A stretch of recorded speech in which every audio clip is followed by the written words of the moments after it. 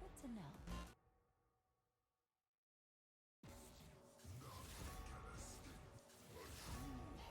Alrighty, ladies and gentlemen, welcome to the stream. Do I have audio on this stream?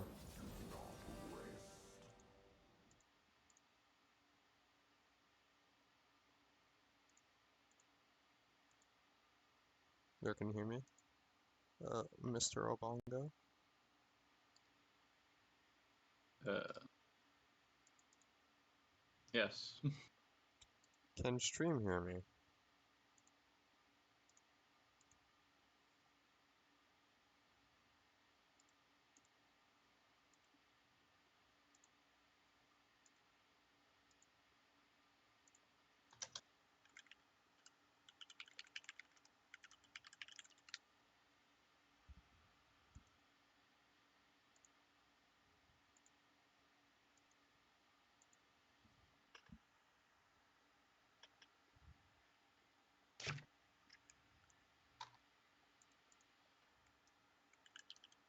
Well,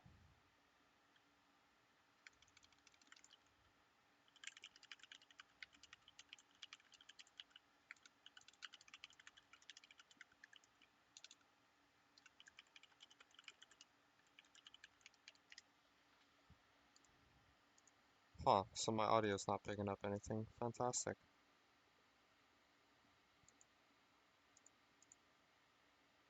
No, it's working. That's working? Yeah, I can hear you on the stream.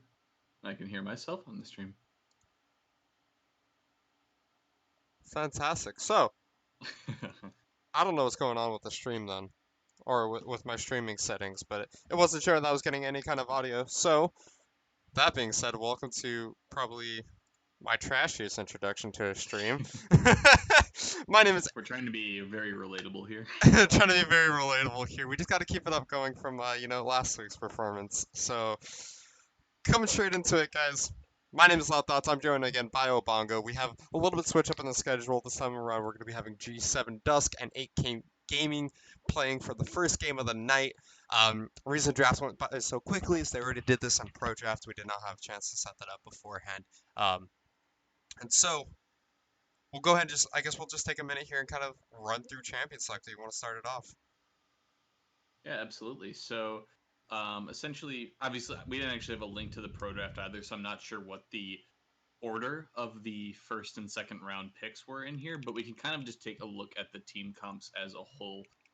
We've got the Kled, the Gragas, Ari, Zaya, and Morgana for the side of G7 Dusk, while 8K Gaming is going for that Poppy, Jarvan, Vladimir, Caitlyn, and Lux. So, very interesting setup. I actually feel like this is probably like one of the most evenly matched champ selects that I've seen so far for casting. It feels like both teams have their own strengths and they definitely have weaknesses in their comps that can kind of be exploited by each other. And I'm actually very happy because I feel like a lot of this is going to actually come down to how skillful the individual players are, rather than one team just kind of drafting a really good 5v5 comp and just kind of rolling over another team that drafts something a little bit more hard to execute. Yeah, one of the picks I really kind of want to focus on taking a look at this is the Poppy pick in particular. You have three champions that all heavily rely on some kind of dash or another. And the Kled, the Gragas, the RA, both all three of those really wanted to find a way to get into the fight, make a pick, use their dashes to engage. And you now have this Poppy on the top side who's a great tank and is going to be able to really deny a lot of that engage, especially out of the Gragas or Kled, because Kled's ultimate does count as a dash once you lock onto a particular target. So if the Poppy walks to the front, much like a Morgana is used for this, where she'll black shield herself, just take the upfront damage but absorb the Kled impact. Poppy can do the same thing, but just completely deny the engage there by not only bouncing him off the steadfast presence, but also rooting him or grounding him so that he can't re-engage using his E, which is going to be extremely interesting to see how Shadowy Figure pulls off this Poppy. And I'm really looking towards him in the mid to late game team fights for how he's going to be able to play the team fights. And where he's positioning himself is the biggest thing. Is he standing in front of where these characters want to dash? Is he going to be absorbing a lot of the engage potential coming out from G7 Dusk? Or is he going to let his Caitlyn get jumped on by a Gragas Ari Kled combo. and how this Poppy positions himself is really going to be a huge factor later on in the game. Yeah, and just to speak a little bit more, there's a couple of matchups I'm a little bit familiar with, especially in the bot lane. The Xayah Morgana is very dependent on landing that initial bind to be able to turn that into any kind of kill pressure. Against champions that are relatively immobile, like the Caitlyn and the Lux, if she lands a bind on either of those, that sets up a free route for the Xayah, and then in turn can set up a 2v2 kill, plus any kind of CC assistance for a Gragas to come in on the gank. So that's a pretty interesting lane to kind of watch to see. Ares is going to be very important in this 2v2 because if he's landing binds, if he's consistently getting picks with those with that ability, that kind of sets up the bot lane for success. But in theory, this Caitlyn and Lux should outrange and should just kind of outshove and deal with this bot lane. And then the other matchup is between that Kled and the Poppy. Um, and it's more of outside of lane rather than focused on inside. Poppy's ultimate is so good against Kled only because of the fact that as soon as he brings the rest of his team in, if she gets any kind of an angle and isn't interrupted in her ult, she can actually knock out pretty much anybody that comes in with that Kled ult move speed. So very easy to kind of disrupt any fight or any skirmish that they want to start just with one ultimate. And it'll be really interesting to see, kind of as you were mentioning before, positioning wise for Shadowy Figure, if he's able to utilize that ultimate nearly as effectively as it can be.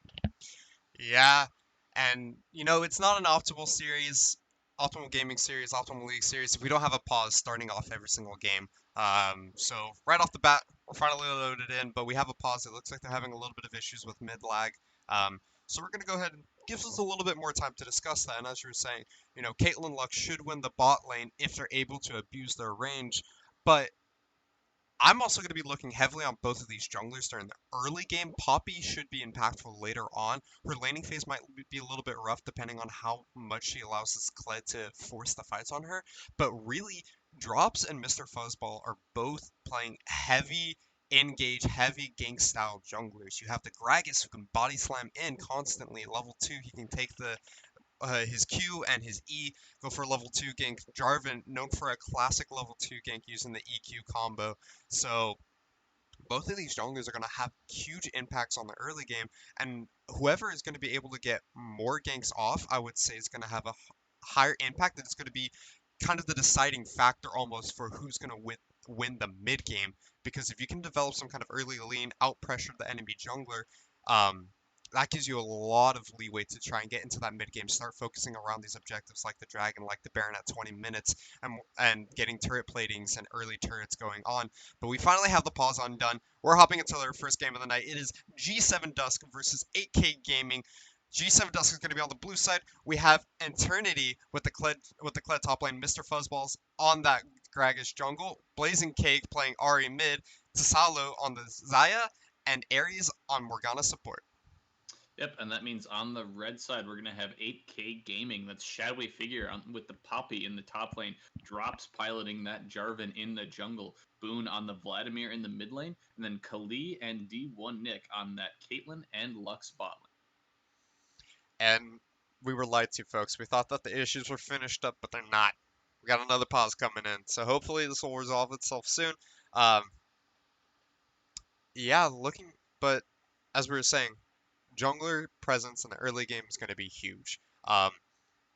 Top laner impact in the late game is probably what I'm looking for towards team fights, and then the usual things like, can Ahri get a pick? What are the AD carry positionings? So what I'm trying to expect right now is I want to see if we get some kind of cheesy strats. We can already see Jarvan starting on the top side of the map, and he's kind of hovering around his red buff. Normally, Jarvan likes to stick around in the mid lane so he can go to either buff. But what this is kind of telling me is I think this Jarvan Drops might start on the top side, start his red, and then go for an early gank bot side. Maybe do red straight into a gank bot side and then clear as bottom side of the jungle. We see that in the LCS a little bit. A couple of interesting gank pathings that you can get with Jarvan because he is such a strong level 2 ganker. Um, I would like to see something like that, but this is just predictions right now. We're kind of just waiting for this pause to undo itself before we actually see how these teams are going to play it out. Yeah, and just kind of looking at the other side of that matchup as well with the Gragas, he's basically going to be trying to clear camps as efficiently and quickly as possible to be able to get those predator boots, considering that is essentially the way he is going to pull off any early game pressure. That predator plus the flash body slam just being such a pivotal tool that he can use to get some early kills and just force a lot of flashes early on. So definitely looking for him to try to get that, probably not as early as that level 2 gank that the Jarvan will pull off. So we'll see what both of these junglers are actually going to be going for as we reach about first minute into the game. A little bit of light trading going on back and forth. A couple abilities being thrown out. Nothing huge. Typical 5-point start. No one wants to try and invade this game around. But we do have a couple of wards that were placed on in the river. I think Ahri is currently hatching an egg herself. We take a quick look over there. Yep, she's totally sitting on a ward. And so they know that Ahri was sitting in that river, and she's actually moving up into the enemy jungle. Vladimir's going to catch her out here. A little bit of a trade. Q misses. I don't think a whole lot of damage will go over either direction, but Blazing Cake taking a good chunk of damage there because he was just sitting on that ward the entire time. Yep, that's actually going to be pretty good for the Vladimir early on. He is a bit susceptible to the Ahri poke even through the minions, and it's a little difficult for him to actually walk up and Q her in the lane without being pressured to get charmed or something. So even having like a minuscule health advantage like that definitely can help kind of set the tempo and the pace Vladimir wants to have in that lane. Absolutely, and as Vladimir is able to make it out of the laning phase versus an Ahri, he's going to be looking for very aggressive charms into full combos. That means that he can come into those mid to late game team fights, and that's where we're expecting a lot of the pressure to erupt during this game is when you start getting these teams clashing against each other. Gragas and Kled trying to engage versus the Vlad and Poppy trying to disengage, but we already have a gank going on mid. Blazing Cake forced to use his flash. His drops with the early level 2 gank. He didn't even rotate down bot. He just took red and went straight into the mid lane there. More training going on top side. Poppy hit level 2 first, and Shadowy Figure doing a lot of damage to Eternity there. He's going to be dropping quite low, so already lots of pressure going on around the map very early on into this game. Yeah, and that top lane matchup, Poppy actually matches up really well against a lot of these AD fighter Oh, there's the bruisers. flash Actually, forward into the dash, into the Q, and that's going to be the first blood going over to Shadowy Figure. They're not done yet, though. Blazing Cake has the Knight down on Boone. He's forced to flash over the wall. There is no flash for Blazing Cake, but Boone is extremely low. He might have to look to try and execute here, but that is a long timer considering that he was Ignite during the pool. He's trying to run his way around. Looks like he's going to try and get a cheesy recall. Oh, Mr. Fuzzy Ball, he knows he's there. Blast Cone's the wrong way, but he stalled a lot of time. Up, there's the knockup. There's the kill. yeah, all right. So just kind of looking at that, both of those junglers actually ganked at that level 2 mark, it looked like. So really trying to get out on the map, kind of had the same idea for both of them. And kind of as I was about to explain how Poppy has really good base damage, can actually find solo kills. She goes for that solo kill, flashing, hitting the stun underneath the tower, which you wouldn't really expect as the stun angle. Oh, actually split Oh, up right here's here. another gank though. Mr. Fuzzy Ball finds his body slam onto Kali, and that is just going to be a quick, easy pickup 2-0 from Mr. Fuzzball so early in this game. He is putting on a lot of pressure around the map. Yep, and there is that CC combination that we were talking about right there. The Morgana just has to land the bind, and then all of the other stuff can kind of just get thrown right on top of that. Unfortunately, Kali just kind of ran the opposite direction, was pinched by all three angles there. Didn't actually want to burn his flash, I guess, over the wall, but he might have been able to get out if he wanted to. Oh, nice binding landing. Return binding coming out to Salo trying to move forward. He doesn't have enough feathers in position, but he does actually find the third feather after that last auto attack in order to root up Kali, but it's just going to be a damage trade across the board. Salo taking a lot of damage though. Yep, these laners just going back and forth trying to trade, but because of those health trades right now, Caitlyn and the Lux probably do have a little bit priority pending an incoming bind. Ooh, there's another gang going on the bot side. Mr. Fuzzball gets a binding into the knockup once again, and that is a killing spree teleport coming out from Shadowy Figure. He goes straight on to Mr. Fuzzball this time. There is no flash available for this Gragas. He did use it for that engage, but it doesn't matter because he's able to just walk away from that Shadowy Figure, not wanting to overcommit there. So that's going to be yet another kill picked up by this Gragas jungle, 3-0 at just 5 minutes into the game. Yeah, and even though this Kled did get solo killed, because the Poppy gets down there and doesn't actually get anything from that teleport, he just gets to shove this wave in and get a couple of hits onto this tower to try to push for tower plates. So that's a bit of tempo for that lane now being kind of controlled, even though they were able to successfully burn both flashes of Soloa and Ares down in that bot lane. See how this lane is going to kind of look now that about a wave and a half or two are getting shoved under that tower. Yeah, we see once again Shadowy Figure not afraid to take trades on the top side. Taking a quick look at the CS numbers, though, Teleport from Shadowy Figure has put him down 10 CS, but he does not care. He's going to be engaging once more, trying to get onto Eternity here. He's almost knocked him off of Kled. He's finally able to do so. He gets the shield. He's going to be able to pick it up right here. Eternity not afraid to fight as well, though. He knows that he can get Kled back if he gets enough auto attacks. Level 6 for the Kled first.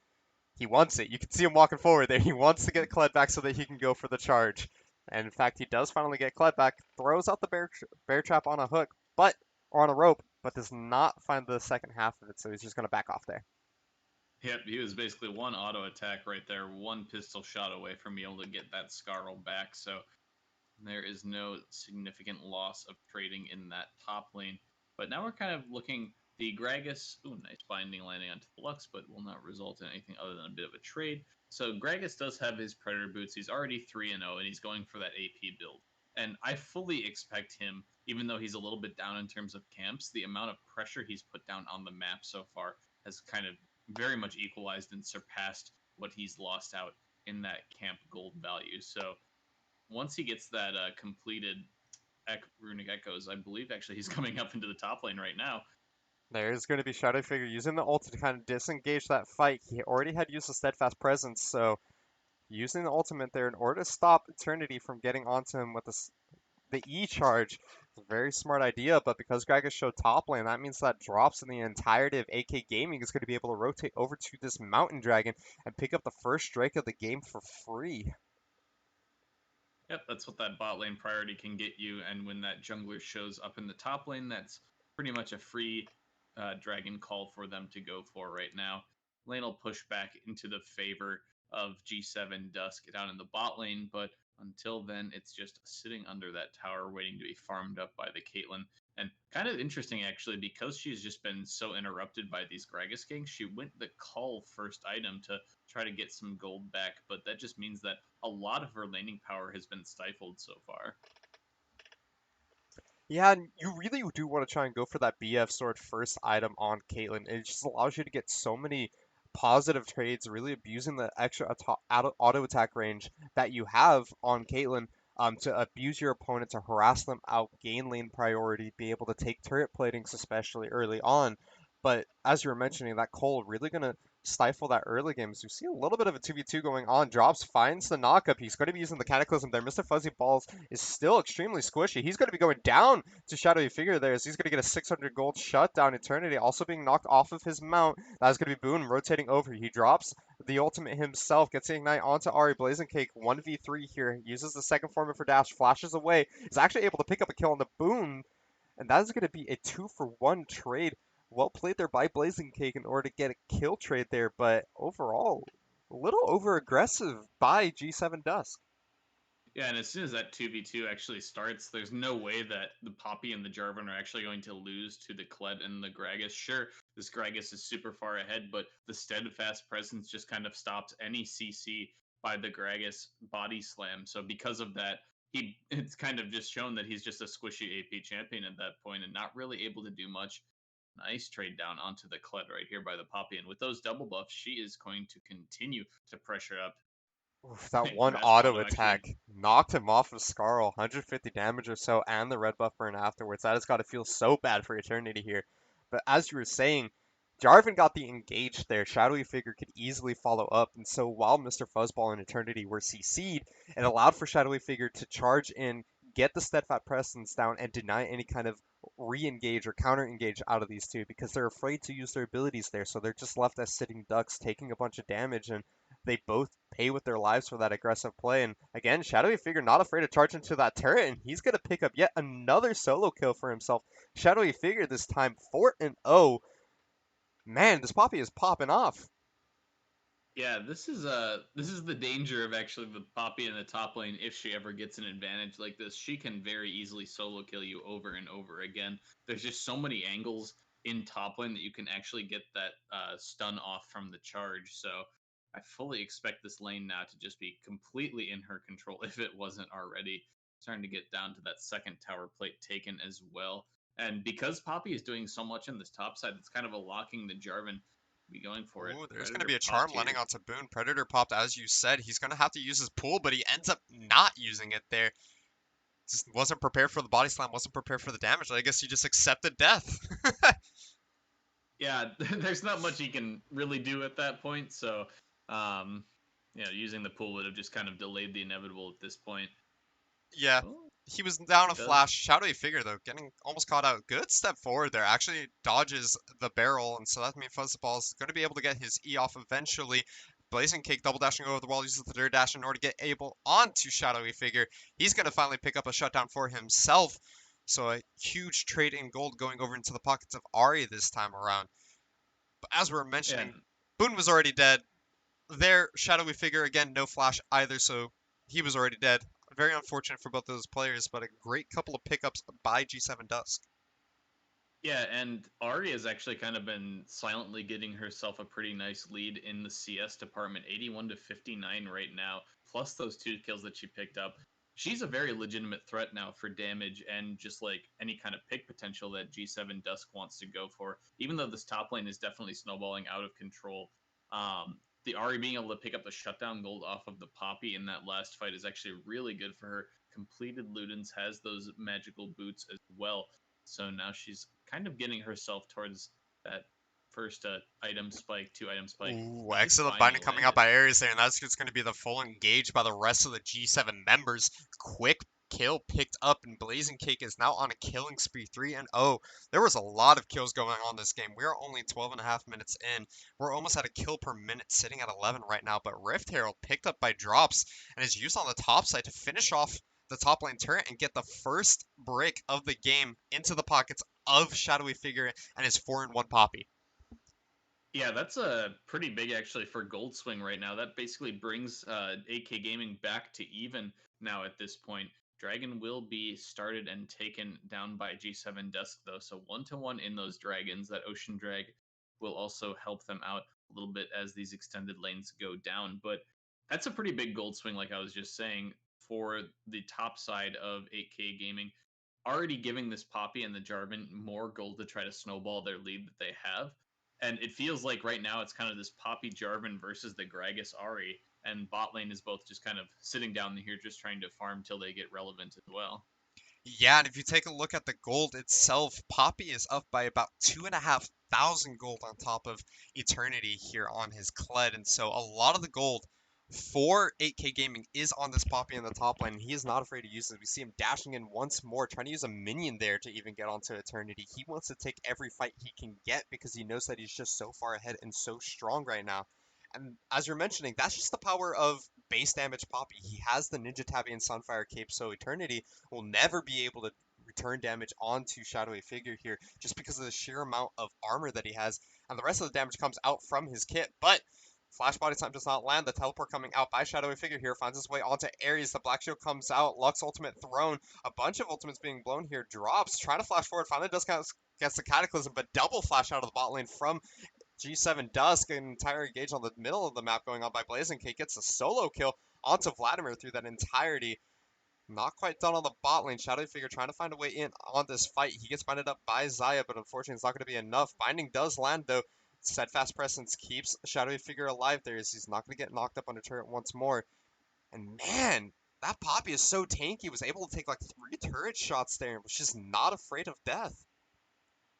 Yeah, and the bot side for G7 Dusk does not have enough damage. They don't even have a completed item yet. So Poppy can kind of just go around wherever she wants at this point with all of that armor that she's got herself stacked, that Ninja Tabby as well. Um, yeah, she's gonna be pretty difficult to deal with, I would say, for the next probably 15 to 20-ish minutes for the bot lane.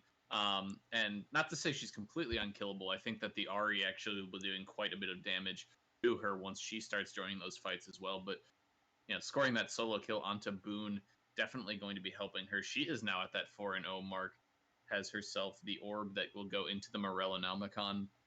And once she gets those 2 items, that's when I feel like Ari needs to start joining the rest of G7 and looking for those picks.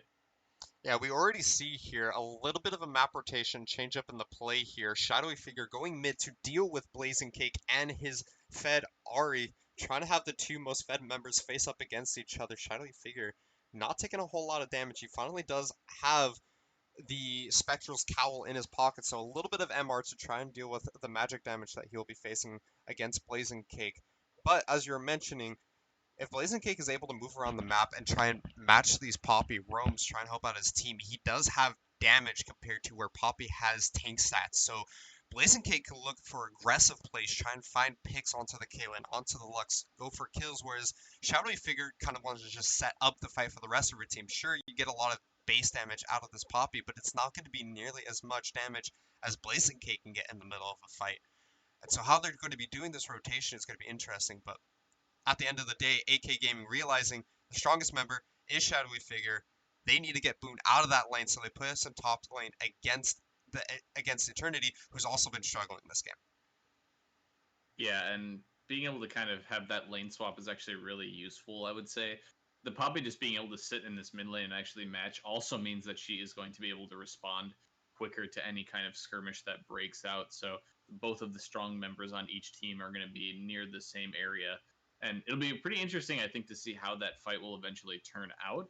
I still I still think that if G7 Dusk uses their team comp correctly with the Kled ult to try to engage and then look for some kind of a cask with Gragas or a charm pick with the Ari, I still feel like they have the opportunity to find some really good picks. But till then, we will see where they actually are trying to put their focus. Looks like they're trying to siege down on this bot lane tower.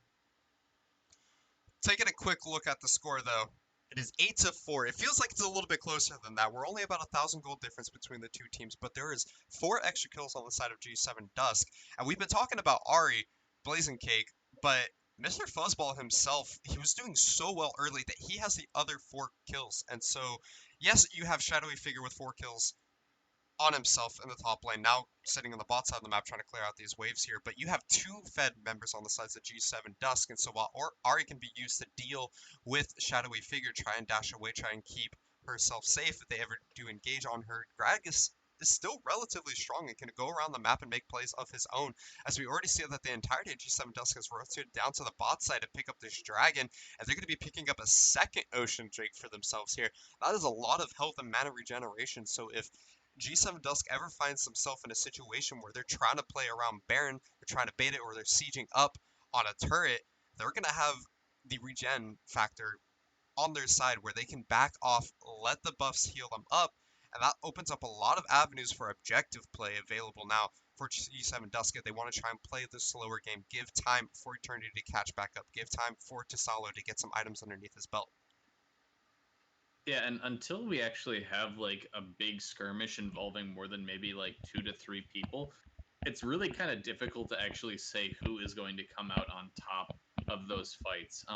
We already know that the Poppy and the Ari are basically like the big key players for both sides, and I still always want to give the advantage to the tank early on in these skirmishes. So I still feel like AK Gaming can actually win an extended fight with a large number of people, but it's really difficult to kind of tell because there is so much burst and there is so much pick potential on the side of G7 Dusk.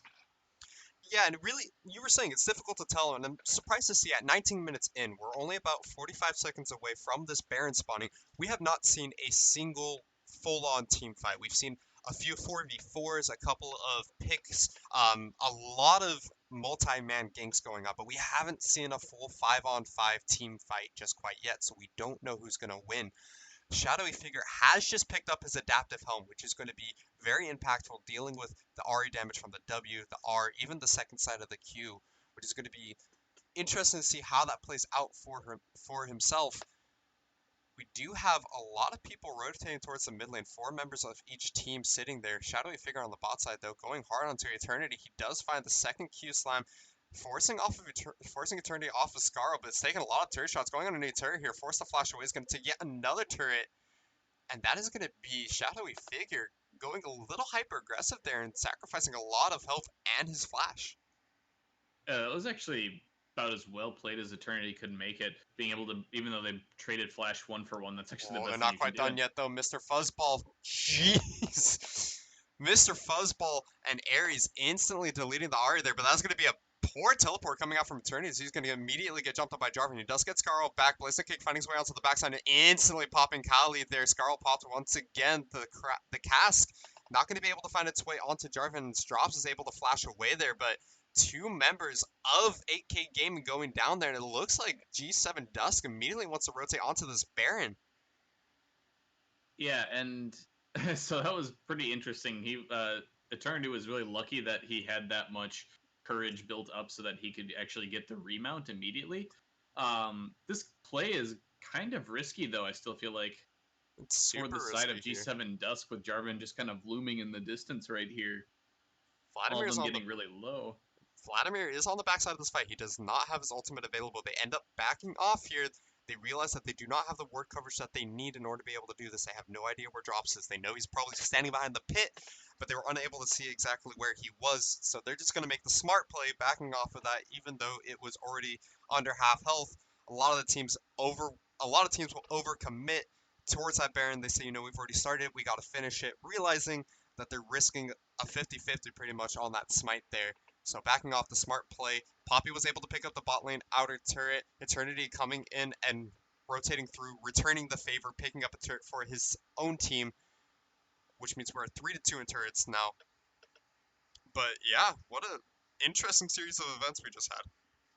And I think that was kind of the first fight we actually got to see where it was more lopsided in the favor of G7 Dusk. That's because the Poppy wasn't there. Poppy never teleported in, never actually went for that fight, even though that Kled was very low and very close to actually getting bursted down, because he was able to remount and use his ultimate to just kind of cause some interruption in the back line of 8K Gaming. They weren't really able to properly punish him.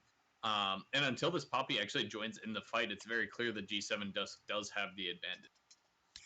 Yeah, and with that being said, though, it means that Eternity has used his teleport, so there's a teleport advantage in favor of Shadowy Figure and the side of 8K Gaming. They do have that available if they wish to make a play, so they can comfortably sit Poppy on the bot side of the map here. They can comfortably have him taking the 1v1 versus Eternity on the bot side of the map and forcing for that tier 2 turret because he has the teleport available in case there is a Baron play being made.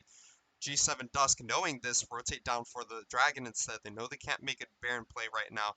They might have been looking for the Poppy before, but the entirety of 8K Gaming give them a lot of respect. They back out, so this is going to be a free Dragon, but it looks like they're rotating over towards this Baron to try and get some ward coverage taken away from G7 Dusk. So a third Drake going over in favor of G7 Dusk here. They're going to be able to pick up their first mountain of the game, and that is going to mean that their Baron power play is just that much scarier at this point. Yeah, and they were kind of missing that Mountain Dragon power when they went for that initial Baron play. Just didn't quite do enough damage to it before it was able to. Excellent steadfast presence coming out from Shadowy Figure there. He's going to be doing a lot of damage to Eternity. That was a very short ultimate. He did not go anywhere with that. I'm surprised he didn't try to go further, but that is going to be Scarl knocked down. Shadowy Figure continuing the chase here. He does not have his dash quite back up yet. That is going to be Scarl remount. Shadowy Figure still going with this fight. He gets a stun against the wall, has another Q. Redemption coming out from downtown to try and keep Eternity alive here. This might actually be in favor of Eternity. He's able to pick up the kill for himself. And that fight going on so long, the Ares was able to get the redemption from all the way across the map, and sure, you have tanky stats on this Poppy, but Kled has percentage health damage if you give him enough time to just beat on you. Yeah, that redemption was the difference in that fight, I'm pretty sure, right there. If he doesn't get that extra amount of health from the being mounted, then he is not able to score that solo kill for himself. So really good heads up play by the Ares with that redemption rush.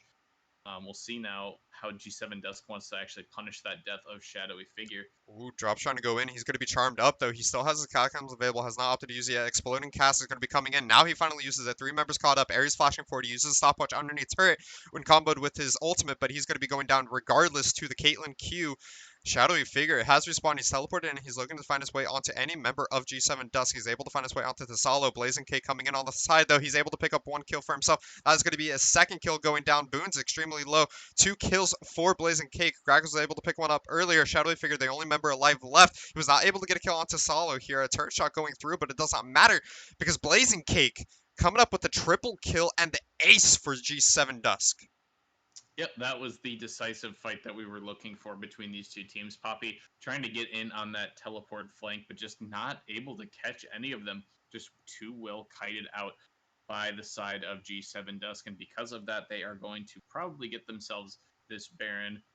Drops is on his way, but it is falling too quickly with that Mountain Dragon that they picked up earlier.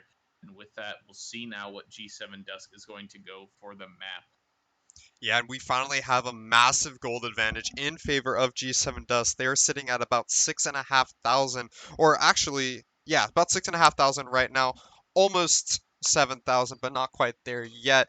So massive gold advantage in favor of G7 Dusk, and what really turned that fight around was Blazing Cake. We've been talking about him all game. He's 8-0-4. He has a 700 gold bounty on his head, and he was able to find his way into the backside of that fight. He dropped Kali, he dropped D1 Nick, he dropped Boone all by himself, and just did so much damage there that there was no retaliation from AK Gaming. All their damage carries got deleted by Mr. Fuzzball and Blazing Cake in the backside of that fight because Shadowy Figure went on that escapade to try and jump onto Tasalo, but it didn't matter because your carries are dead. So where's your damage? You're playing Poppy, you're a tank, your damages carries are dead, so you're not going to win that fight. Have a bit of a fight going on in the mid lane. Drops is going to be using the Cataclysm there. Mr. Fuzzball dropping extremely low. Surprisingly, Drops is not that himself. The Morgana ultimate is going to be going through, gets a kill, but unfortunately, that is the kill is going to be Ares dropping down to the Vladimir damage. Shadowy Figure flashing and dashing forward is able to find his way onto Eternity, uses the Poppy ultimate to knock him up. Skarl is remounted. Shadowy Figure taking a lot of damage here. Bear Trap on a rope is going to be doing some percentage health damage. The charge is used. He keeps going. Eternity feels so strong right now. He was able to win that last 1v1. He flashes forward, is able to get the auto attacks in, but a stun against the wall means that Shadowy Figure is going to be able to win the 1v1 in that fight as the shield saves his life from the minion damage and burn of Eternity.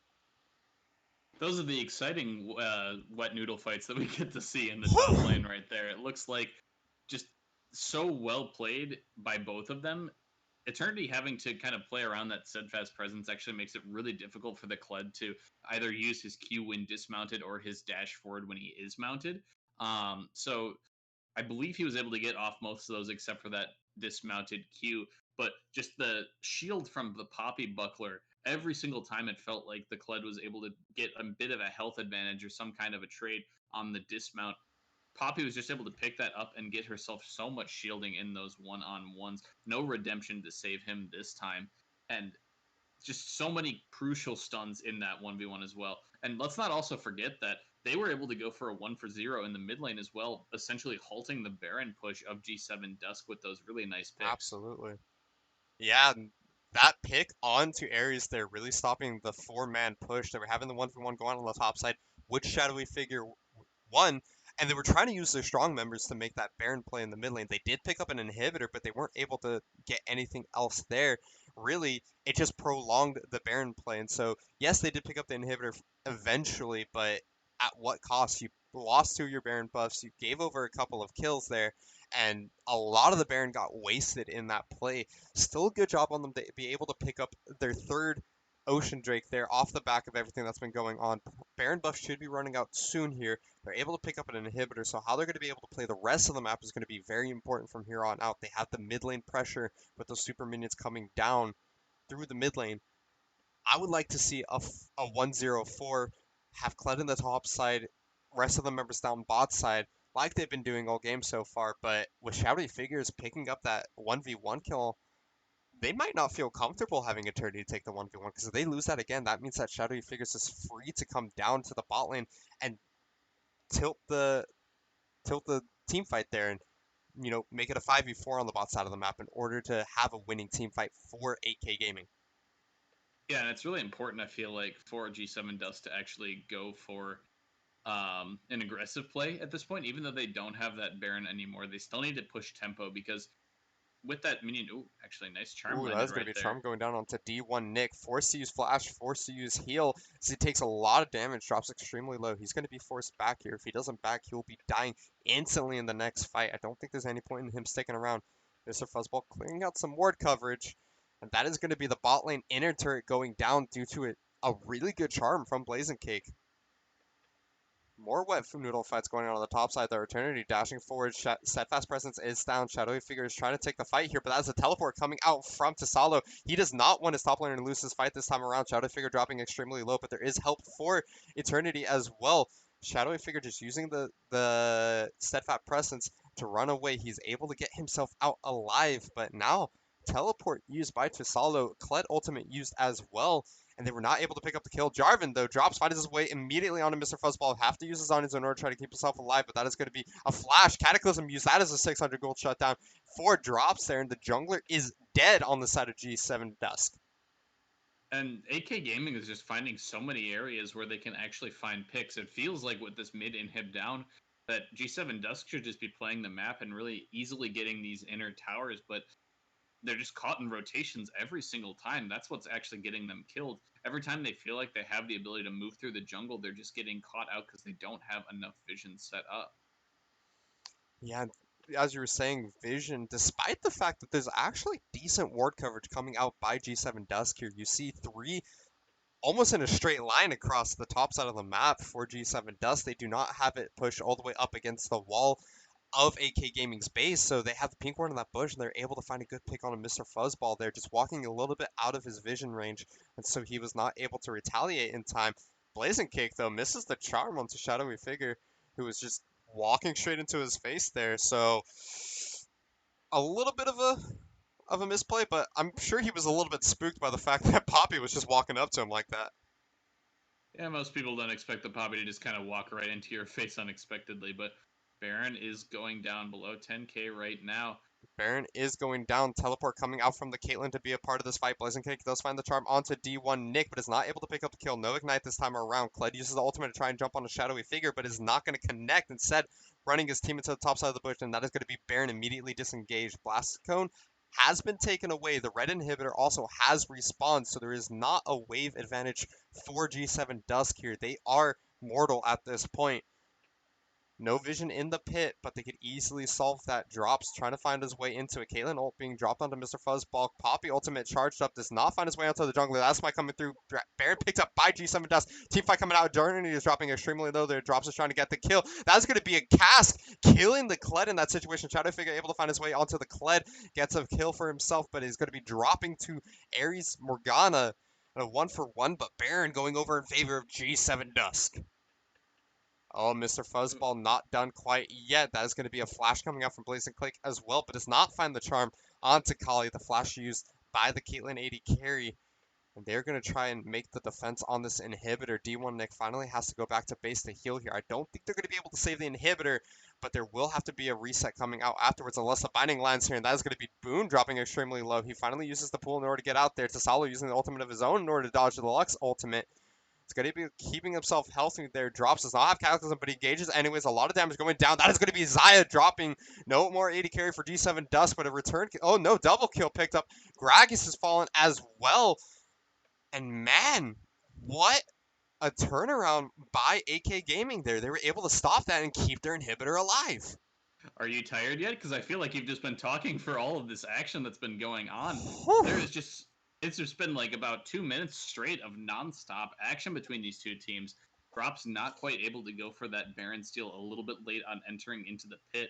And because of that, we surely thought that they were just going to be able to push up and take that middle inhibitor. But, you know, time and time again, 8K Gaming is just finding these small opportunities, these blown cooldowns by G7 Dusk a little bit too preemptively are coming back to bite them. That Xayah ult earlier on, you know, even though the Vladimir got binded right at that mid inhibitor, he was able to just come right back and get those kills onto them.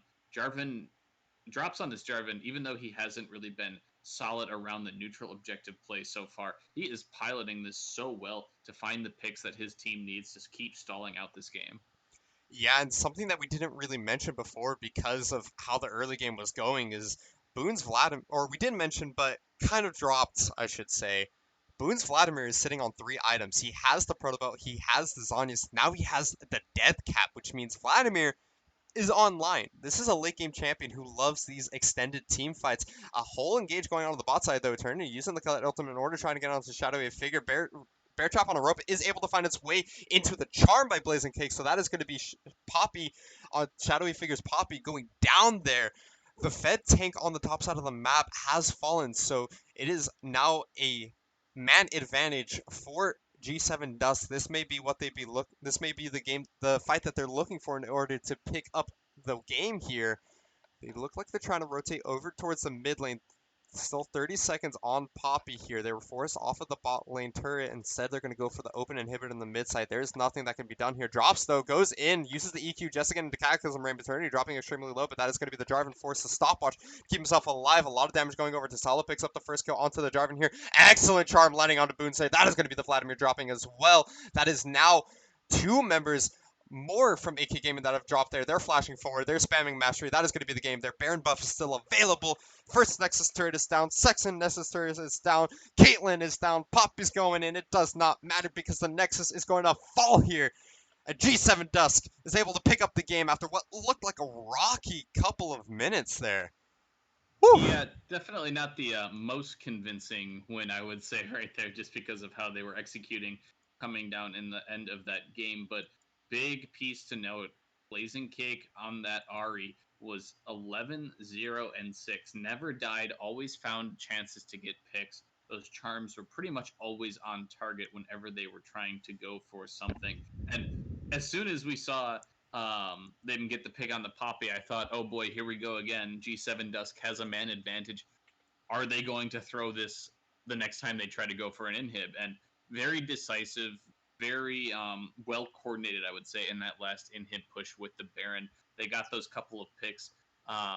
The roots from the Xayah actually in that last team fight were really important. It had the Caitlyn snared, and I believe the Vladimir as well. So neither of the carries were really able to get to backline access to actually hit anything. So because of that, the front line was able to kind of hold for G7 Dusk and allow the back line to actually do damage. So they did finally have that much better executed fight, but definitely shaky at best, like you said. Yeah, and something I want to point out before we go into our brief break before the next game. As fed as Blazing Cake was, Shadowy Figure did more damage that game by about 3,000 damage. The Fed tank Poppy in the top lane outdamaged a Fed Ahri. That's a little something to think about there, which I find super interesting about that game. But that was probably due to the sheer amount of fighting that this Poppy was doing constantly with the wet noodle fights versus the Cloud on the top side. That being said, congratulations to G7 Dusk picking up the first win of the night for us. We're going to be right back in just a few minutes as we get ready for Game 2 between, I believe it's Cuddle Bunch and Cosmic Ints, or Cuddle Bunch and Fallen Crusaders, if I'm not mistaken. But we'll be right back in just a few minutes here. We have Game 2 for you guys. Don't go anywhere. We'll be right back.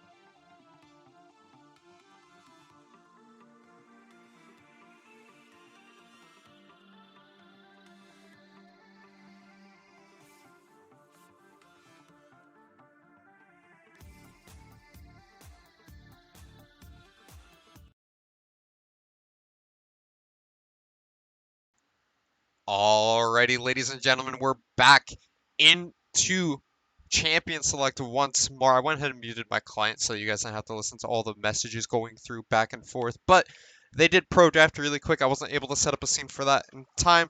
We are back though. This time it's going to be Cosmic Insight on the blue side versus Fallen Crusaders on the red side. Bands coming out, rapid fire mode, Aatrox, Hecarim, Talon versus Gragas, Rise, and Morgana. Once again, my name is Loud Thoughts. I'm joined by Obongo. Are you there, my man?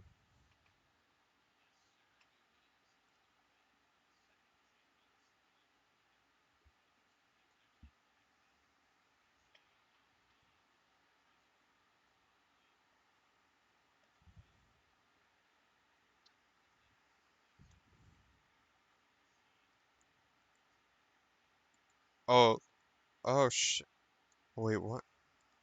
Oh Lord, let me see if I can figure out what the hell's going on here. Okay, so let's see.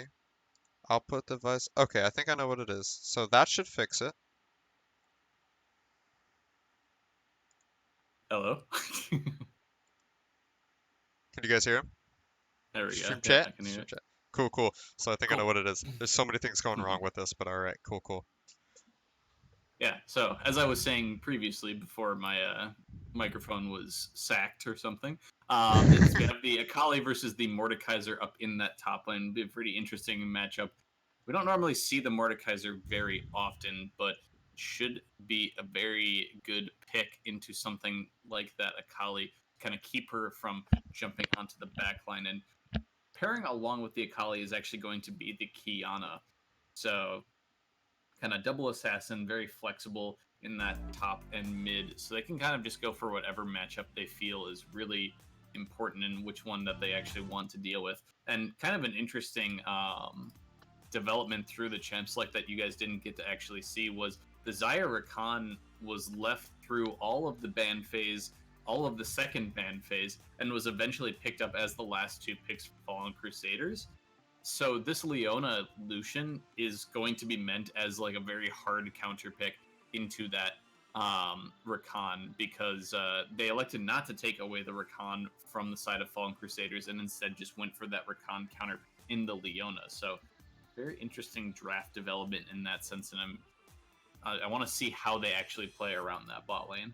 Yeah, I thought it was super interesting because they picked the Xayah first. As you guys know, red side picks their fourth pick, blue side then gets to pick their fourth and fifth pick, so they could have very easily taken away the Rakan there, but they decided not to. They decided that no, we want to play the Lucian Leona, which were their last two picks as well. And so instead of opting towards denying the Rakan pick there, they think they can beat it with this combination. So maybe Wilkelbear and Xyx know something that we don't. Maybe they've played against this combo and this is their counter pick. They know what they're doing. They're going to kill these guys over and over again in laning phase. But if they don't, then it's going to be very interesting to see what Cosmic Insight's theory behind picking up the Leona rather than denying away the Rakan here. They do have a very aggressive bot lane, though. I will give them that. Lucian Leona wants to go hard. They want to take fights. If a Rakan jumps in, misses the W, he gets punished instantly by the E into Q from Leona. Lucian can dash forward, instantly delete this Rakan.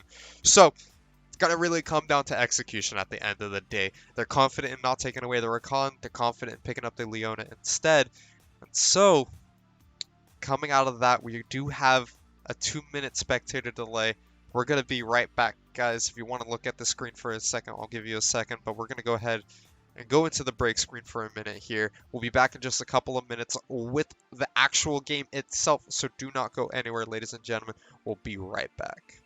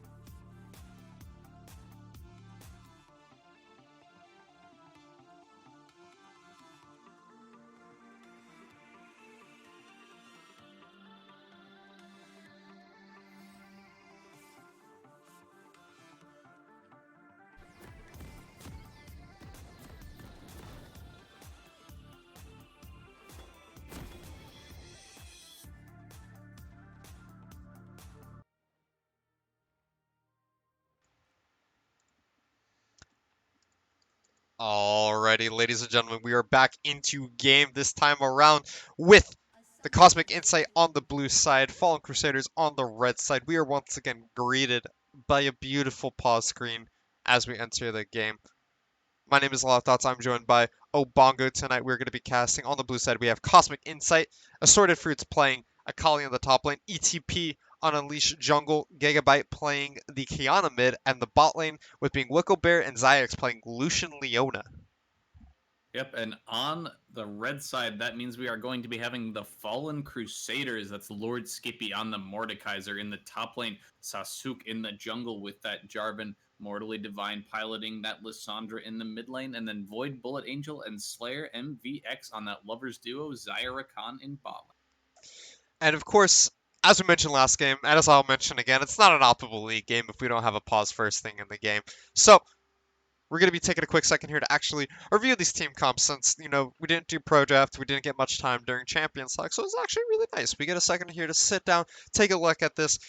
We were mentioning it before the Zyra Khan made it through draft at the very end of the phase there. That's, a little bit of an interesting development for the champion select itself, but let's take a look at some of the picks a little bit more in depth. One of the things I kind of want to point out right off the bat is the Lissandra pick with a Comet. We haven't seen Lissandra in a while. When she was super hard meta, it was with the Aftershock in the mid lane, providing tank stats, a consistent form of engage, and due to the Frozen Tomb along with Aftershock, Lissandra could really keep herself alive, constantly force fights, and was more of a engage than damage, but they took away how much consistency there was there with Lissandra, as well as the fact that they gave her a different passive. Um, and so this passive is a little bit better at dealing damage, especially in teamfight. She's definitely still a teamfight champion, but now it's not so much for the tank stats as it is for massive AoE extended team fights, being able to almost do what Vladimir does, but less drain tank, more invulnerability.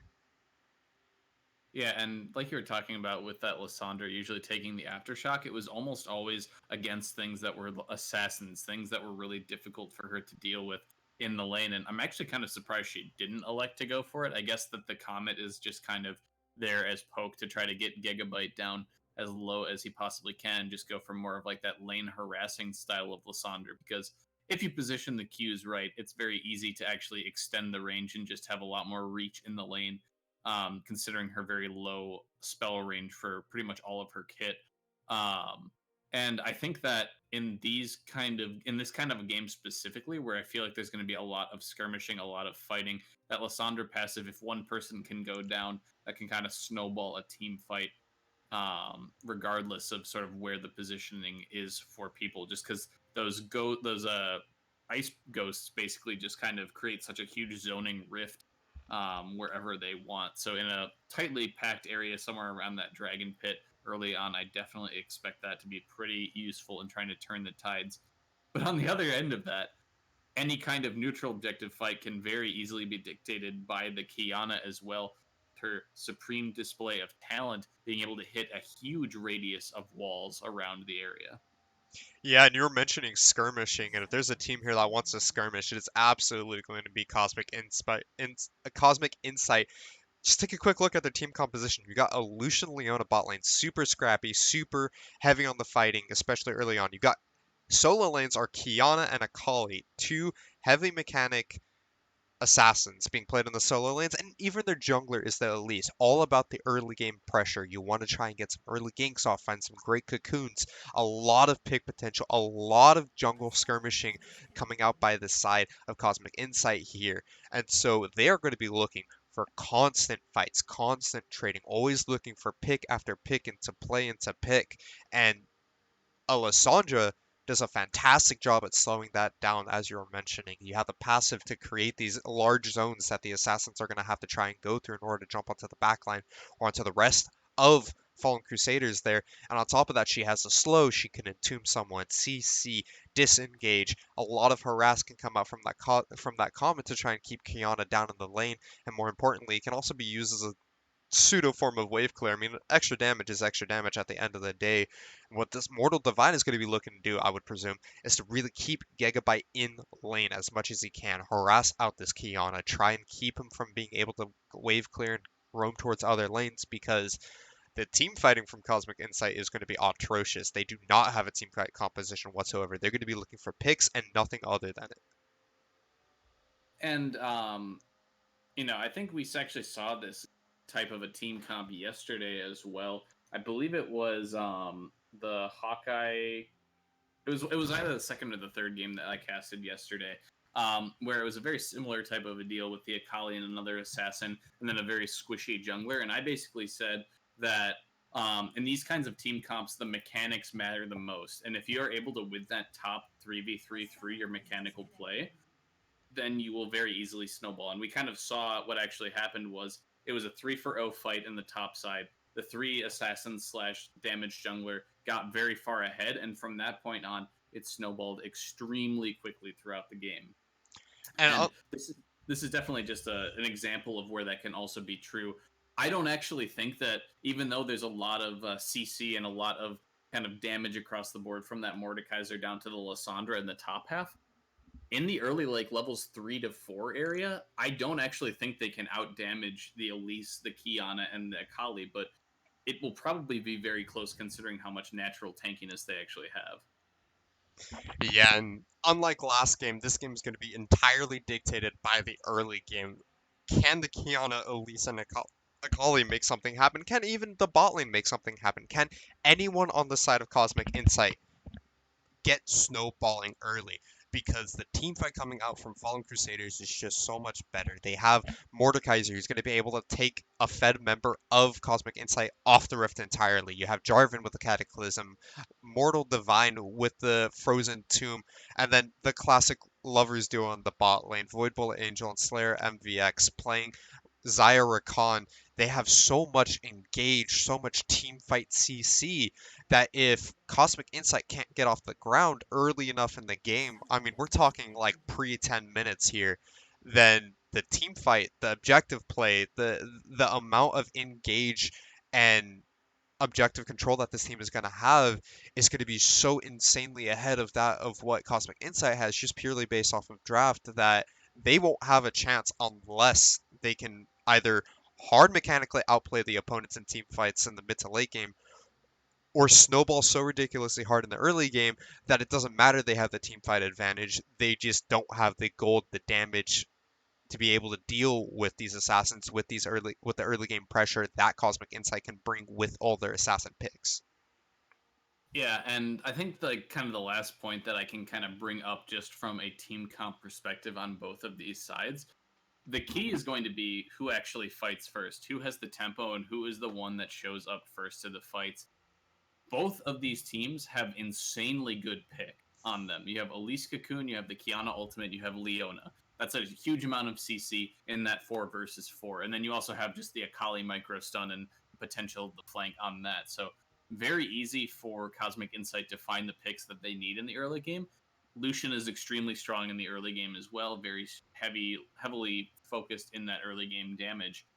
And if you're on the other side, if you're on Fallen Crusader side, you have the Cataclysm / knock up from the Jarvan. You have the Lissandra W and just her ultimate once that comes out. And then you have Rakan with the quickness and with that grand entrance. And both teams are very capable of killing the other in a very small amount of time. It just depends on who is the one that's actually going for the play. And that's going to be, for me, the biggest difference maker. That is what we're probably going to be seeing as like the tempo maker for this game. And the team that ends out coming up on top will probably be the team that we see going for these plays early on.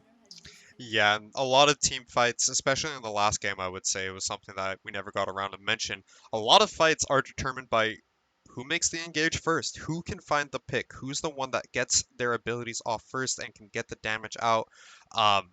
So a lot of team fights, and especially in this meta, are determined by who finds someone out of position first and forces the engage and is able to get the 4v5 at the very start of the team fight. A lot of the times, whoever finds the first engage or whoever finds the better engage at the very beginning of the fight is the one that wins it. But with that being said, this pause time is going a little bit longer than we would like to hope for. We're kind of running out of things to talk about. We talked about team compositions. We talked about each individual pick and what they're looking to be doing in this game. So we're actually going to go ahead and throw it back to the break screen while we wait for these guys to figure out the ping issues. I apologize for the delay, guys. They're trying to figure it out. It looks like they're having issues with Lissandra trying to get connected to the game. They're trying to figure out what's going on, but we're gonna go ahead and throw it back to the pause menu, and we'll be back in just a little bit with you guys. So don't go anywhere. We'll be back in just a few minutes once they have their issues figured out.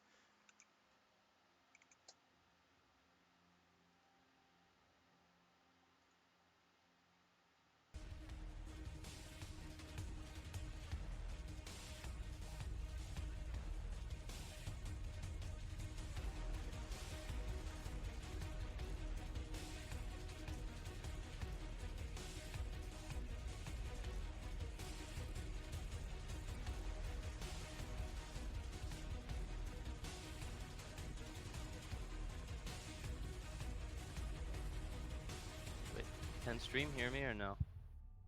Oh,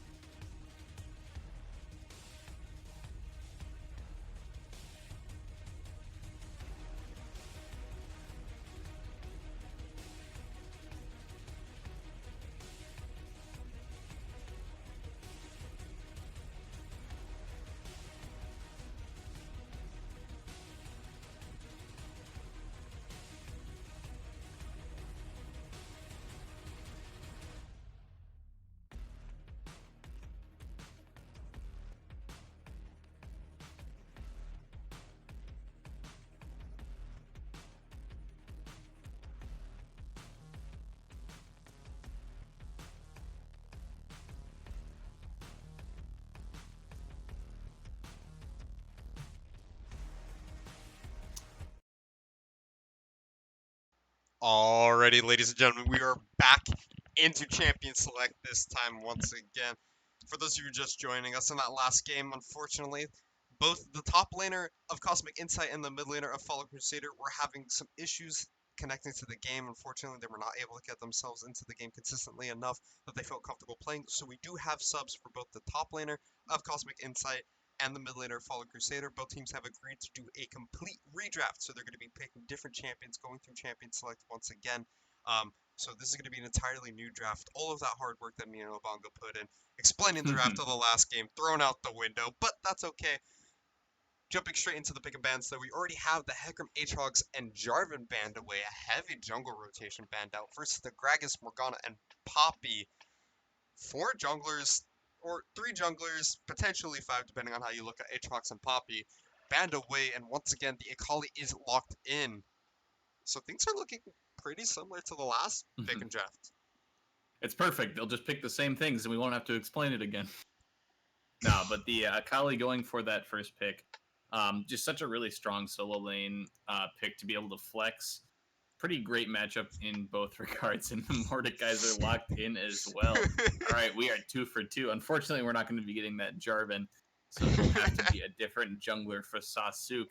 But I don't expect that top lane matchup to change if these are going to stay the same. We'll see if they're going to keep the Akali up in that top lane or if it's going to be something else picked into the Mordekaiser. The Karma is now locked in for the side of Fallen Crusaders. That is also a flex pick between support, mid, and top lane, so we won't know necessarily where it's going to be just yet. Yeah, it looks like people in chat are still saying that the volume is low. I'll work on that while we're going through Champion Select here. Karma has been locked in, as you mentioned, and Darius being picked up by Feels Batman. I have a feeling deep in my gut that this guy's a Darius main. If I do remember correctly, I played against him in the Applicant Tournament, and Feels Batman has a sick, nasty Darius, something like 400 games on it, played in solo queue. So that pick a little conventional here. And not typically picked normally, but one of the things that we do always say about this league is that comfort is huge. If you play something that you are comfortable with, you're going to be able to put in a lot of work on it. And if this man is comfortable with that pick, then I'm excited to see how it works for him and his team composition. As a sub, they've probably played with it in the past, and so we'll have to see what they're able to do here. Final pick being Tristana on that first rotation for Cosmic Insight, a different AD carry as well, not going for the Lucian Leona. But something to keep in mind is that it could also be played in the mid lane or in the top lane. I don't think so, because they already have Akali and Darius locked in, but you never know. We've seen some weird flexes in the past. It could be a Darius bot lane, and they're going to run like Zillion with it, so they can run it down. Who knows? Final pick being picked up by Fallen Crusaders, though, is going to be that Xayah. We'll probably see the Rakan ban here. I don't think they're going to let it go through final phase once again, but... Yeah, well, Leona and Rakan are probably going to be banned away because they wanted to ban the Leona originally so that they don't deal with it, but that's just obviously going to prompt them to ban away the Rakan, you would have to think, for Cosmic Insight, so don't expect that Lovers Duo to be connected anytime soon. I actually think this might be a really smart play from Fallen Crusaders.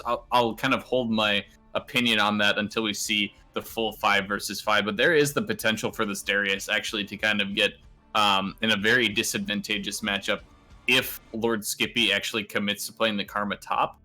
That is going to make Darius's life up in top lane very difficult, and then the original matchup was that Akali versus Mordekaiser, so you can just flex that down into the mid lane, where that Akali is probably going to be as well. So I don't actually think that Fallen Crusaders is nearly as bad off as we might expect, just kind of looking at where we actually saw the champions in their last positions from Champ Select. The Elise also being banned away now means that ETP will have to be choosing a different jungler as well. Yeah. So I'm very interested.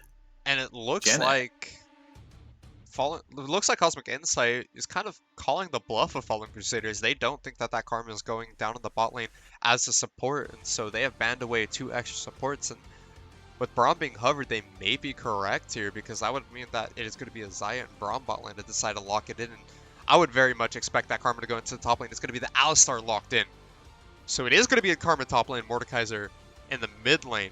We could even see the Mordekaiser jungle with I've seen it before in the past. It's not necessarily the greatest of plays here, but with so many junglers being banned out currently and leaving that potential jungle pick as the last pickup for Fallen Crusaders, it's going to be very interesting to see what they do decide to go with here.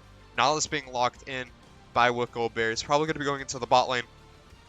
Who will Cosmic Insight decide to pick up as their final pick going into the jungle? There's a lot of very heavy tank champions. The Skarner, the Sejuani, both of those I would feel like would be really strong. Is going to be the Rek'Sai. I was going to say Rek'Sai and Xin Zhao are the two like early game aggressive junglers that you could pick up. It looks like it's actually going to be matched by the Xin Zhao if they do lock that one in on the other side. So very heavy aggressive early game being picked up in the jungle role. We'll see and wait until that is, yep, it's locked in now. So we'll now know the matchups. It is probably going to be that Karma top Mordekaiser mid lane, and you know, across the board, the Darius pick, I'll wait and see how good that's actually going to be in the top lane. I'm actually I would genuinely be surprised if they don't put the Karma in the top lane. I don't think that Mordekaiser wants to go up against that Darius in the matchup, because I feel like Darius definitely just has the much better advantage of being able to constantly fight against him and keep him down. But right now, the way that the champions are locked in, looking like where it's going to be played. Yeah, chat's saying that Skippy will never play a ranged champion in the top lane, and they may be correct on that, which means he has 8 seconds left. Is there a rule on when you can last change your champions? I know LCS is 20 seconds left, but yeah, I don't think there's a rule on that. I guess that there is the potential that Kameo Net could actually go into the top lane and they just do a lane swap that way and keep Lord Skippy on the Mordekaiser, but pretty surprising. I feel like if they're actually going to keep that, we will eventually see what their lane assignments are going to be when we get into game. But yeah, so across the board, very different stylistic team comps than what we had before. That Karma probably going to be building a bit of AP early on and then going to be transitioning into a couple support items, I would assume, since they have a really good hyper carry in that Xayah in the bot lane. And in the battle between the Rek'Sai and the Xin Zhao, it's pretty difficult. I think that Rek'Sai does win that matchup, but if they both take Hail of Blades, it's definitely really close between the two of them. So lane priority will definitely be a must if either of these junglers want to go after each other. yeah, and with that being said, we're going to go ahead and throw it over to once again, a Be Right Back screen. This time it's only going to be a couple of minutes. Hopefully we don't have any internet connection issues. Couple of interesting draft changes coming out with these new players. Definitely a complete 180 from what we had last time, but as we said, we're going to go ahead and throw it over to that Be Right Back screen for about a minute and a half here, guys, so don't go anywhere. We'll be right back.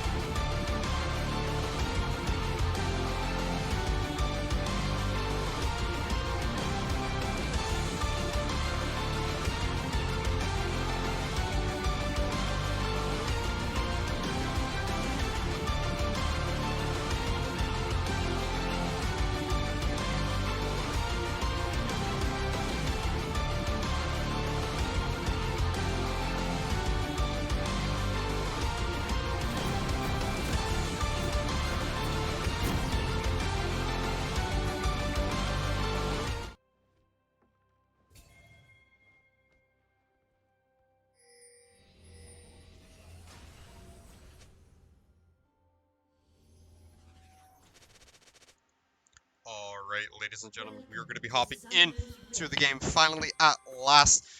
Looks like we had some spam pings going on as Slayer MVX blew his flash early on this Alistar, so we'll get back to that at a later time. But we're back on the Rift once again, no pause this time around. It looks like Cosmic Insight and Fallen Crusaders with their subs are going to be able to hop into this one.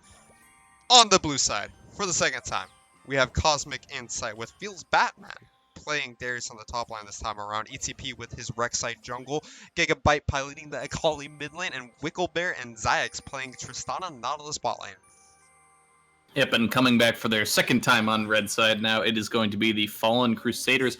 Lord Skippy still having that Mordekaiser up in the top lane, Sasuke exchanging in for that Xin Zhao in the jungle, Kameo Net getting the Karma in the mid lane, and then Void Bullet Angel and Slayer MVX on the Xayah Alistar bot lane.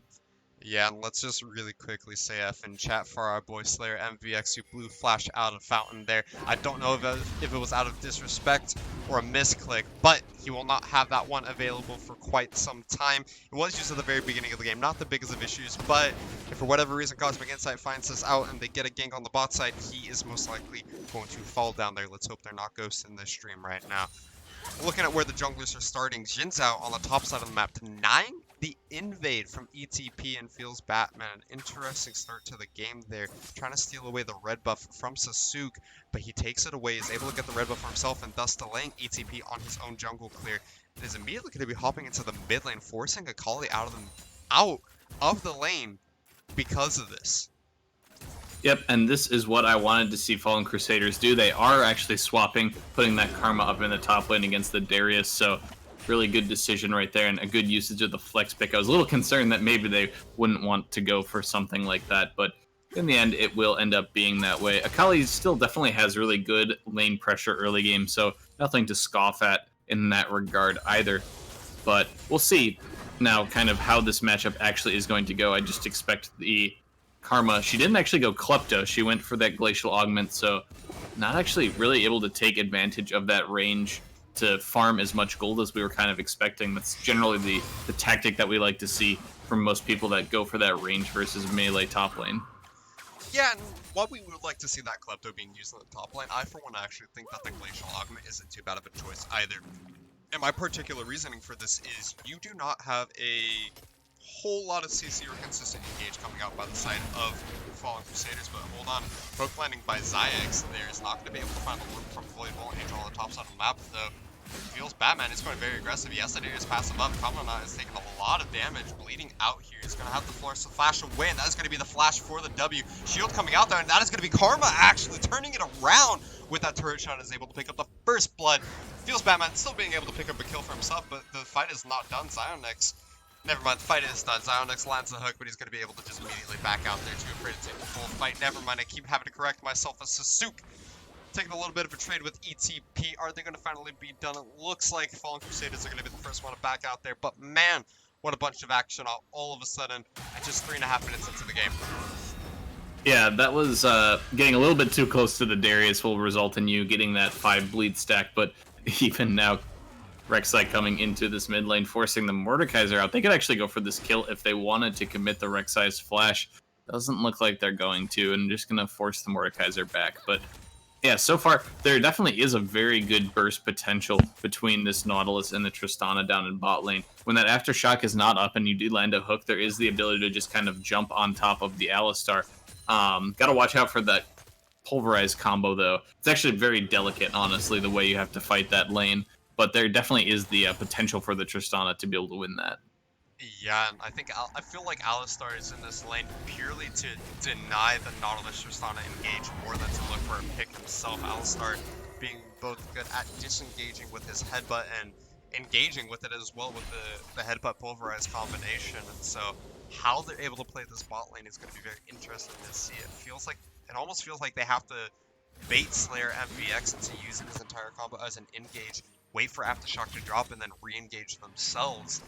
But I'm expecting a lot of trading to go on the bot side, but we may not see a whole lot of kills unless we see some jungle pressure that is able to kind of swing the tides in the favor of one team or the either. But let's talk about that top lane fight. You mentioned that getting too close to Darius caused for him to get the full 5 stacks, but then flashing forward for the W to try and get the kill there, taking the turret shot and getting over first blood himself. It seemed like a little bit of a mechanical misplay, or maybe feels Batman was just overestimating how fast Kamionat would bleed out there, and so trade 1-for-1 on the top side. There is a 10 minion farm advantage for Feels Batman here, and we'll have to keep a close eye on how those laners are going to be able to play out the rest of this laning phase, or at least for the next few minutes, while neither of them have flash available. Yeah, and I just don't think that Feels Batman is used to playing against that Karma, mostly because going for that kind of an aggressive play right there, you kind of have to rely on the fact that, oh, actually, as the fight is going down. Is going out bot lane there. We see the engagement with the Alistar. We're going to see the re-engage. No, Zyx uses the hook to get himself out. He saw Xin Zhao coming through the river with the ward that they have in that bush, and so he does not decide to re-engage and turn that fight around, instead backing out. Put a lot of damage traded onto the bot lane of Cosmic Insight there. But as you were saying, Feels Batman, Karma player. Yeah, and you know, playing against this ranged top lane, especially with the Karma, that shield is on a relatively low cooldown, even at level 1, so going for that kind of a play and just expecting the bleed out when there is a way to kind of mitigate that damage was the reason why he did end up taking that extra tower shot. Actually a bit of a fight right here. Yeah, actually does have the potential for the solo kill. Gigabyte using the first proc of his ultimate, uses the second proc trying to go for the exit, but that was going to be the Mordekaiser ultimate dropped. Ignite also used onto Gigabyte. He is forced to back out here, a little too afraid. Oh, this is huge. He did not see him coming because he was in the death realm, and that is going to be Xin Zhao coming into the mid lane due to the vision denial from Mordekaiser ultimate, giving him that kill. What an interesting way to use that Mordekaiser ultimate. Yeah, that was actually really, really well played, honestly. Just the inability to see outside of the Death Realm, and all of a sudden you come out and there's a Xin Zhao ready right there to pick up the kill. But yeah, that's just kind of just trapping her. That was a really nice use of the W as well to gain pretty big shield by Lord Skippy to keep himself alive through that execute of the second dash of Akali's ultimate. And then kind of it was after the Ignite was blown as well, they kind of just agreed to let the Death Realm run out, but little did they know that he had an extra player coming up to assist. Yeah, that's one of those things that people forget, is that while you're in the Death Realm, everyone worries about the 1v1, but nobody really thinks about what happens when you exit the Death Realm. There's very well could be multiple members of the enemy team or multiple members of your own team there, and communication is huge when using the Death Realm ultimate from Mordekaiser, because you need to be able to keep track of where are enemy champions, where are my teammates. I can't see what's going on outside of this little 1v1 arena that we have going on. And so, well played there by Lord Skippy and Sasuke, as we see yet another trade going on in the mid lane. Gigabyte uses the Shroud. He's trying to dance around a lot of the AoE damage that Lord Skippy can bring, but he can just consume that entire Shroud area with the passive damage and have constant vision on where Gigabyte is going to be running around. But ETP shows up in the mid lane and forces the flash out of Lord Skippy there. Yep, that's a pretty good gank right there to actually force out the flash. Nice pull onto Karma, and this is going to be a little bit difficult to get away. That tether, so good. Oh, Flash coming out from Feels Batman, trying to get the Q flash onto Kamiyana, but is not able to land it. I don't think it would have been able to kill anyways, because he does have the shield and the ability to kite it out, and that means that there's a flash advantage on the top side. Kamiyana actually trying to run it back down, getting a lot of good damage onto Feels Batman there, but ooh, flash forward coming out from the Karma. He's going to be going straight into the WQ combo. Is he going to be able to drop the ultimate? He gets the 5th stack off of it. There is a lot of minion damage, and auto attack comes through. That's going to be a kill for Kamiyana, but again, the bleed out is going to mean that Karma falls spawn on the bottom side of the map, but coming out, ETP finds his way onto the Xayah, and that is going to be a double or a single kill pick up onto the AD carry. Sasuke jumping in a little bit late on the fight. He is going to be able to pick up a kill. He does find his way onto ETP. Wicklebear dropping extremely low, but has to use the Buster shot to keep himself safe, but it does not matter because red buff from Sasuke is able to pick up that one, and a 2-for-1 on the bot side of the map immediately after the one for one on the top side means a lot of kills going over, and what an aggressive early game we have. yeah, that 1-for-1 was basically exactly the same as what happened before for the first blood in the top lane. Getting to that 5-stack passive, even with the level 1 Karma shield, not enough to actually mitigate the bleed damage, just lasting a little bit too long. And on the bot side, a proactive play by ETP to try to get off a gank, but kind of on the back end, Sasuke was there for the counter gank even after Xayah went down. Pretty much every single flash blown in that fight. And does come out on top for that Xin Zhao, already 3-0, completed Warrior and Ninja Tabby for himself. So he is getting pretty strong right now. Yeah, and I thought that Sasuke going in there in the 2v3 was a little bit of an in-play, to be honest with you, but he used that ultimate to kind of split up the opponent so they all couldn't focus him at once, and was able to pick up a quick kill onto ETP and really turn the tides around. Wicklebear dropping extremely low throughout the entirety of that team fight as well, probably took a turret shot or two for themselves while the fight itself was going on with ETP ganking. So great turnaround by Sasuke there. First turret plating going over in favor of Cosmic Insight here, as they're able to pick it up onto Tristana. Not the biggest of tides, but one turret plating leads into more than one, and that gold is going to be important. We are already 11 minutes into the game, and with only one turret plating going down, not a whole lot of pressure is going over to either of these teams. Not a whole lot of gold being in favor for either one of these teams because of those early game micro objectives. Yeah, and honestly, I think the gold is actually so close because of how well Cosmic Insight is actually farming. This Akali is super strong with the 1v1 starting right here. Once again, Sasuke is going to be coming in on the side of that ultimate as well. He does not know he's there. Uses the ultimate to get over the wall. They're excellently done by Gigabyte. He's able to get himself out, but once again, Train's on the top side. Feels Batman gets binded up, but is not able to get onto Kami or not. ETP has found his way into the mid lane. Gigabyte uses the E to get back into the fight. He's keeping onto Sasuke there. ETP is able to use the ultimate to continue the trade off to Sasuke, but Lord Skippy is able to return the kill onto this Rek'Sai. Slayer MVX has found his way into the mid lane along with the Nautilus, forcing Wicklebear to back out, and the entirety of bot lane of both teams is able to rotate over, but neither one of them able to pick up a kill for themselves. Their Wicklebear dropping extremely low is forced to back, which means there's going to be a lot of turret damage going down in favor of Fallen Crusaders here. Yep, and just so much rotation going on between both of these teams. Everyone is pretty much always willing to help try to fight. Ooh, that's Nice gonna be the hook hook right from there. Zyx there. Alistar going and trying to deny Feels Batman. The ultimate use is not able to pick up the kill. Void Bullet Angel dropping all the feathers, calling him back, and just deletes Feels Batman there. That teleport, he must be kicking himself in the butt after that, because that means Karma now has all this time in the top lane to free farm and get all those turret platings while he gets over a kill. Yep, that's going to be really nice for this Karma, who was previously down in CS and a little bit of tempo, even though she was in that range matchup for herself. But yeah, that's definitely one of the weaknesses of playing the Darius in a competitive environment. Solo queue, you might be able to actually make that play if if there's one less person or something. But that was a really nice buffer, What a actually, right there nice by the buffer. Buster shot. Oh, that was well timed. I gotta give a shout out to Wicklebear there. That looked clean. But as you were mentioning, Darius, more of a solo queue champion than a team play environment. But hold on, Lord Skippy and Gigabyte cannot calm it down on the mid lane. They're continuing the fight. Looks like Gigabyte finally realizes he's not winning these trades. So he decides to back out using the E. Rift Herald dropped on the bot side. That is immediately 2 turn platings going over. A third one now. Zyx trying to go forward. Wants to try and make something happen here as that Calling Teleport is coming out. The hook lands, but denied by the Alistar. Gigabyte dropping extremely low. He was half health from that trade earlier. Karma teleport used in response. Darius does not have the teleport to respond to the bot lane, which means they're most likely going to be able to pick up this bot lane outer turret first. Hook lands onto Slayer X. He is forced to use the ultimate, and an excellent stopwatch coming out from Nautilus there. Denies the re-engage, but it does not matter because he is in stasis, which means he gets jumped on immediately afterwards. 4 members still on the bot side. That is going to be the first perk falling down in favor of Fallen Crusaders, along with a clean kill onto the support. Yep, and it was a little strange for the Akali to teleport with only about half HP, considering she just had to immediately run away after that play. Just trying to deter the Rift Herald from going in.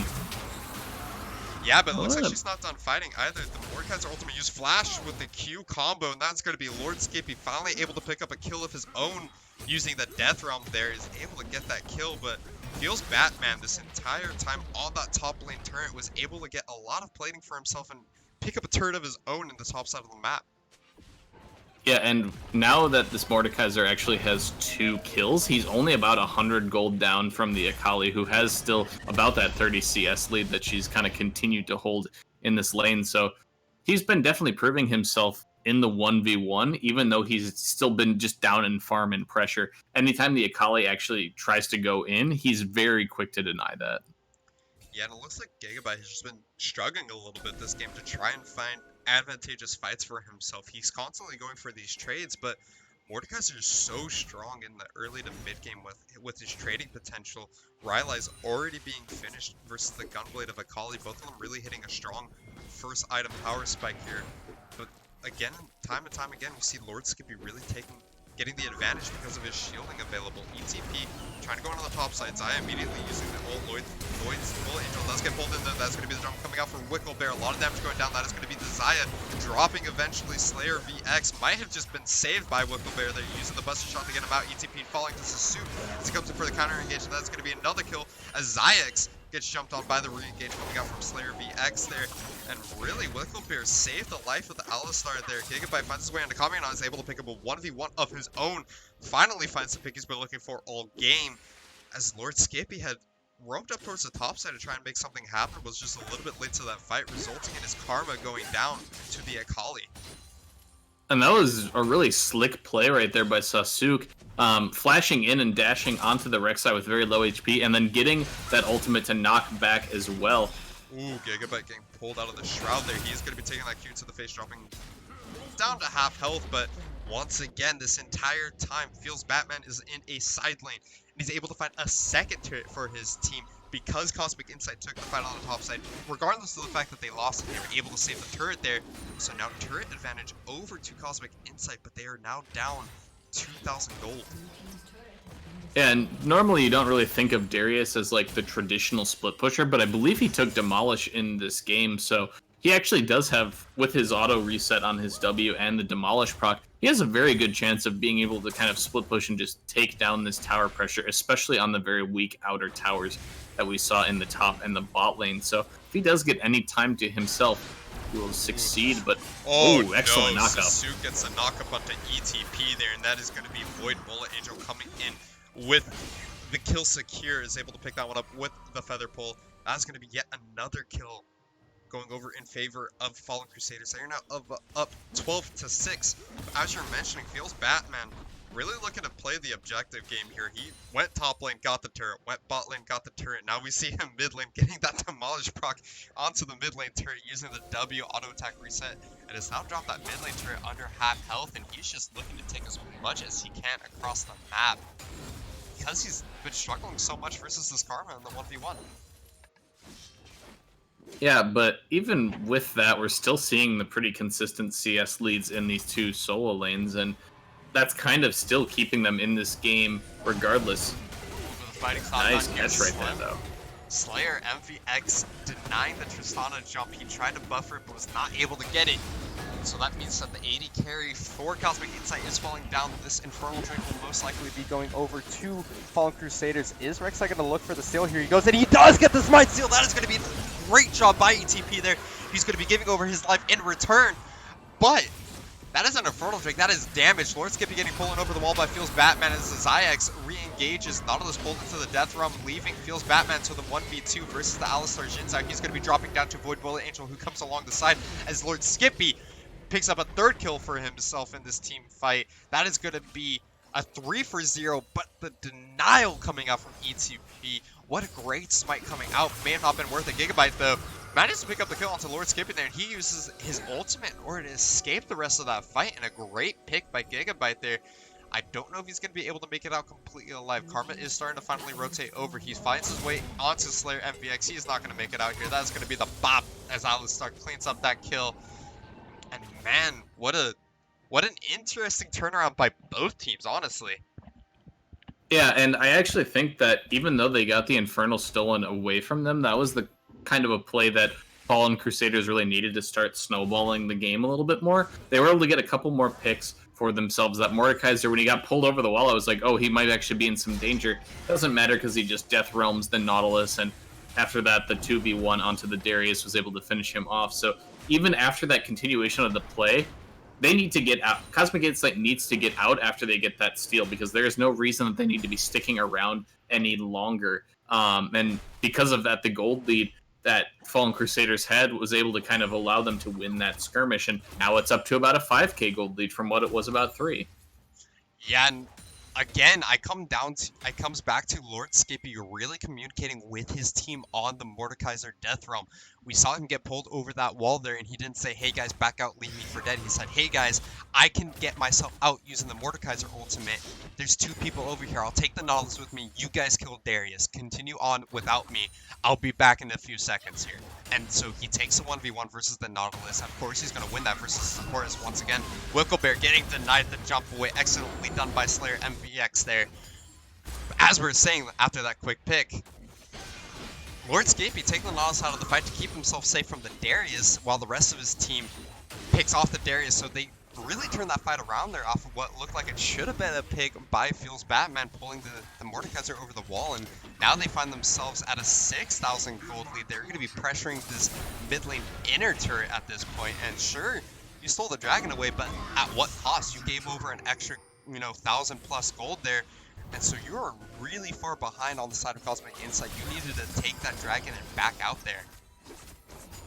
Yeah, and these picks are actually really huge on Wicklebear because they're able to get these interrupts, and even right now, still another play going on. Yeah, another pick coming out by Sasuke this time around, followed up by Kamionaut, is able to find Feels Batman once again, and they're pressuring this mid lane turret. Gigabyte going and finds the sun. A lot of damage on the Void Bullet Angel, but he's dropping extremely low. Does not find his way over that wall. So unfortunate. Sasuke cleaning that one up. That is going to be the Jin Zhao ultimate use to disengage the Nautilus there, as Kamionaut finally finds his way around to this fight. Was afraid to go through the side. Still is a squishy Karma. But man, just another couple quick picks by Fallen Crusaders, leading into yet another turret.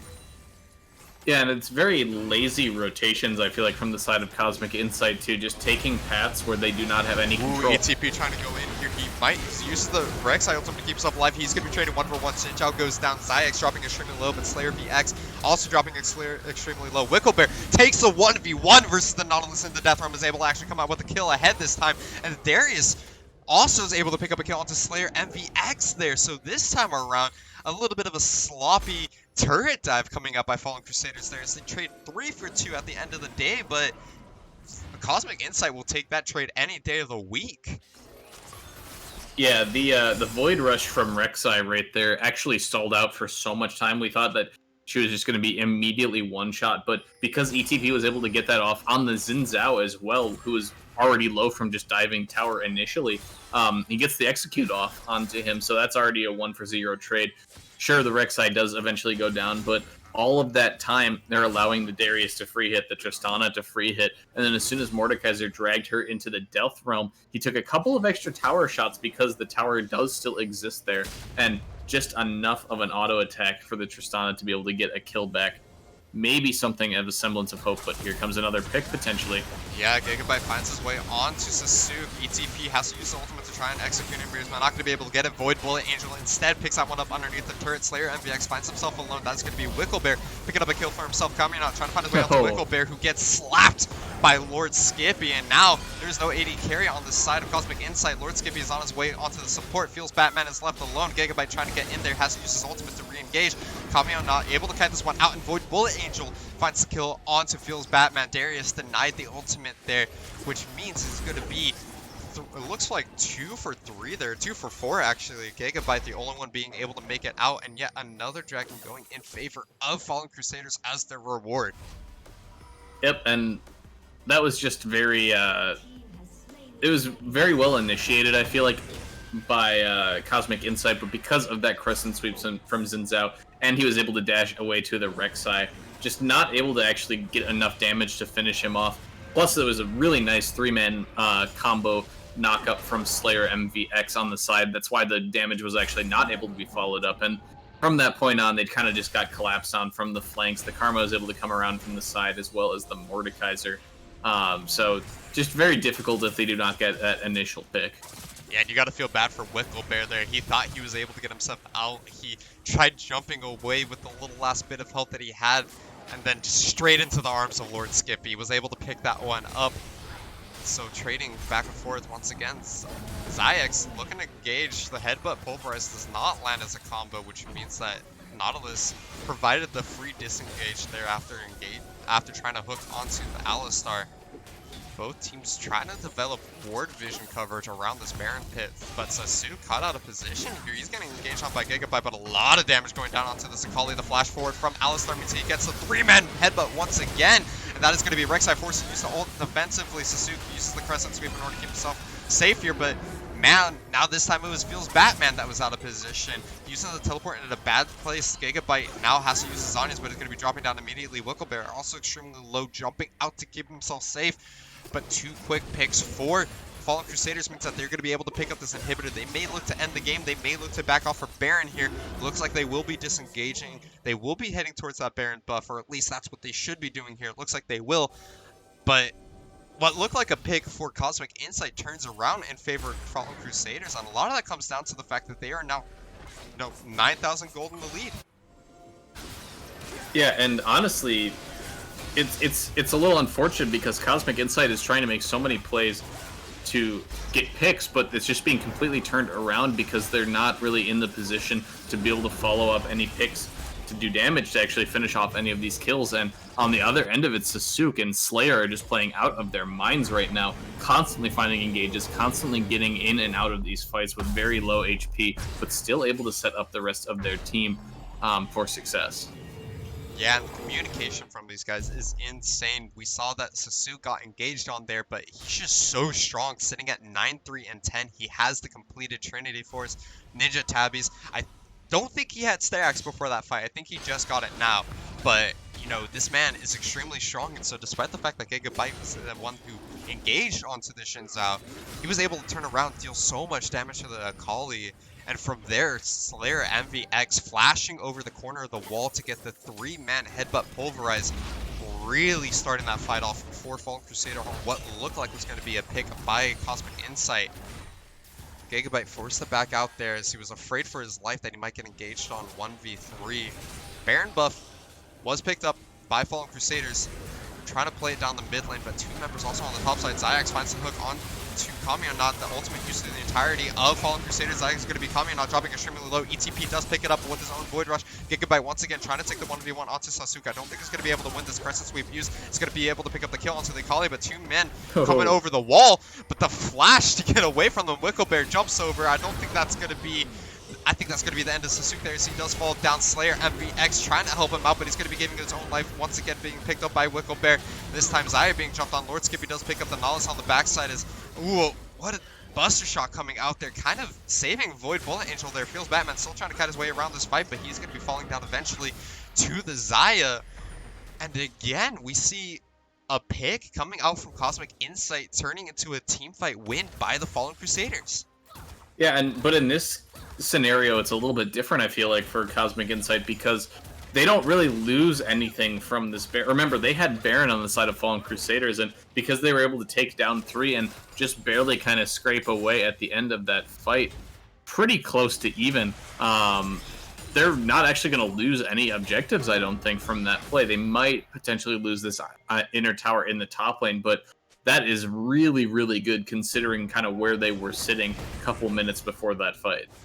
Yeah, and something we got to keep in mind, though, is that we are at 15 to 32 in kills at 28.5 minutes in. It looks like we're trying to double how many minutes we have in kills this game. There's just so much fighting going on back and forth and back and forth. And with it being this early in the game, the gold advantage still has potential to inflate for Fallen Crusaders, where they can pick up extra items, and they are now sitting on a healthy 11,000 gold advantage above Cosmic Insight. And sure, they're taking these fights, and they only lost the inner top lane turret there for the fight that started off as their pick. But you're sitting on a completed item on your Xayah over the Tristana. You're sitting on a half of an extra completed item on your Mordekaiser over there, Akali, and there's just such an item disadvantage for Cosmic Insight that if they keep going like this, which they look like they're going to be doing with that engage, ETP goes in, he's going to be using the ultimate to keep himself alive, but it's not that matter because Xayah is going to be dropping down immediately in that fight. Karma's able to find his way onto Gigabyte, and it's going to be dropping down. Feels Batman is dropping down. That is going to be Rek'Sai dropping down. Wicklebear wants to go for it. He does find a kill for himself, but it does not matter because he threw his life away, and the 5-for-1 ace coming out for Fallen Crusaders there. And once again, they were looking for a pick, and it turns into a team fight win that is going to end in a game win for Fallen Crusaders here. Yeah, and when I was saying it was good for Cosmic Insight, it still means they had to do a lot of work to actually get themselves back into the game. And when you go for a challenge on a straight 5v5 against the team comp that's up 11k gold, that's kind of what your team fight's going to end up looking like. So Fallen Crusader is able to take this second game of the night so far, and yeah, just very well played to them. It felt like the lane swap in Champ Select was kind of one of the things that was really crucial for them, having that Karma essentially keeping the Darius at bay up in top lane, even scoring himself a couple of solo kills to boot as well. It felt like it was just a really well played draft and executed, I feel like, in game.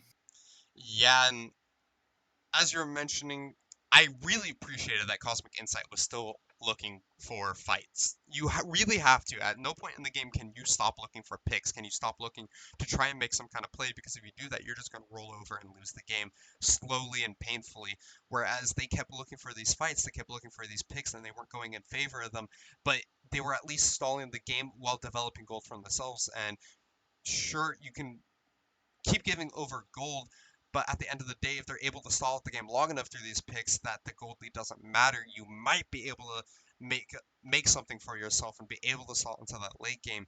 Unfortunately, though, they were trying to take that full 5v5, and you got ETP to get a knockup onto 4 people. Congratulations, but that means that you've now just committed 2 of your players into 5 of the opponent, and at that point, without getting the pick, you're just asking to get ran through there. Alistar can knock you up afterwards. Mordekaiser can choose whoever he wants to take in the fight. And there's just so much damage coming out on the entirety side with that 11,000 gold lead by the Fallen Crusaders that it was just a steamroll through that one.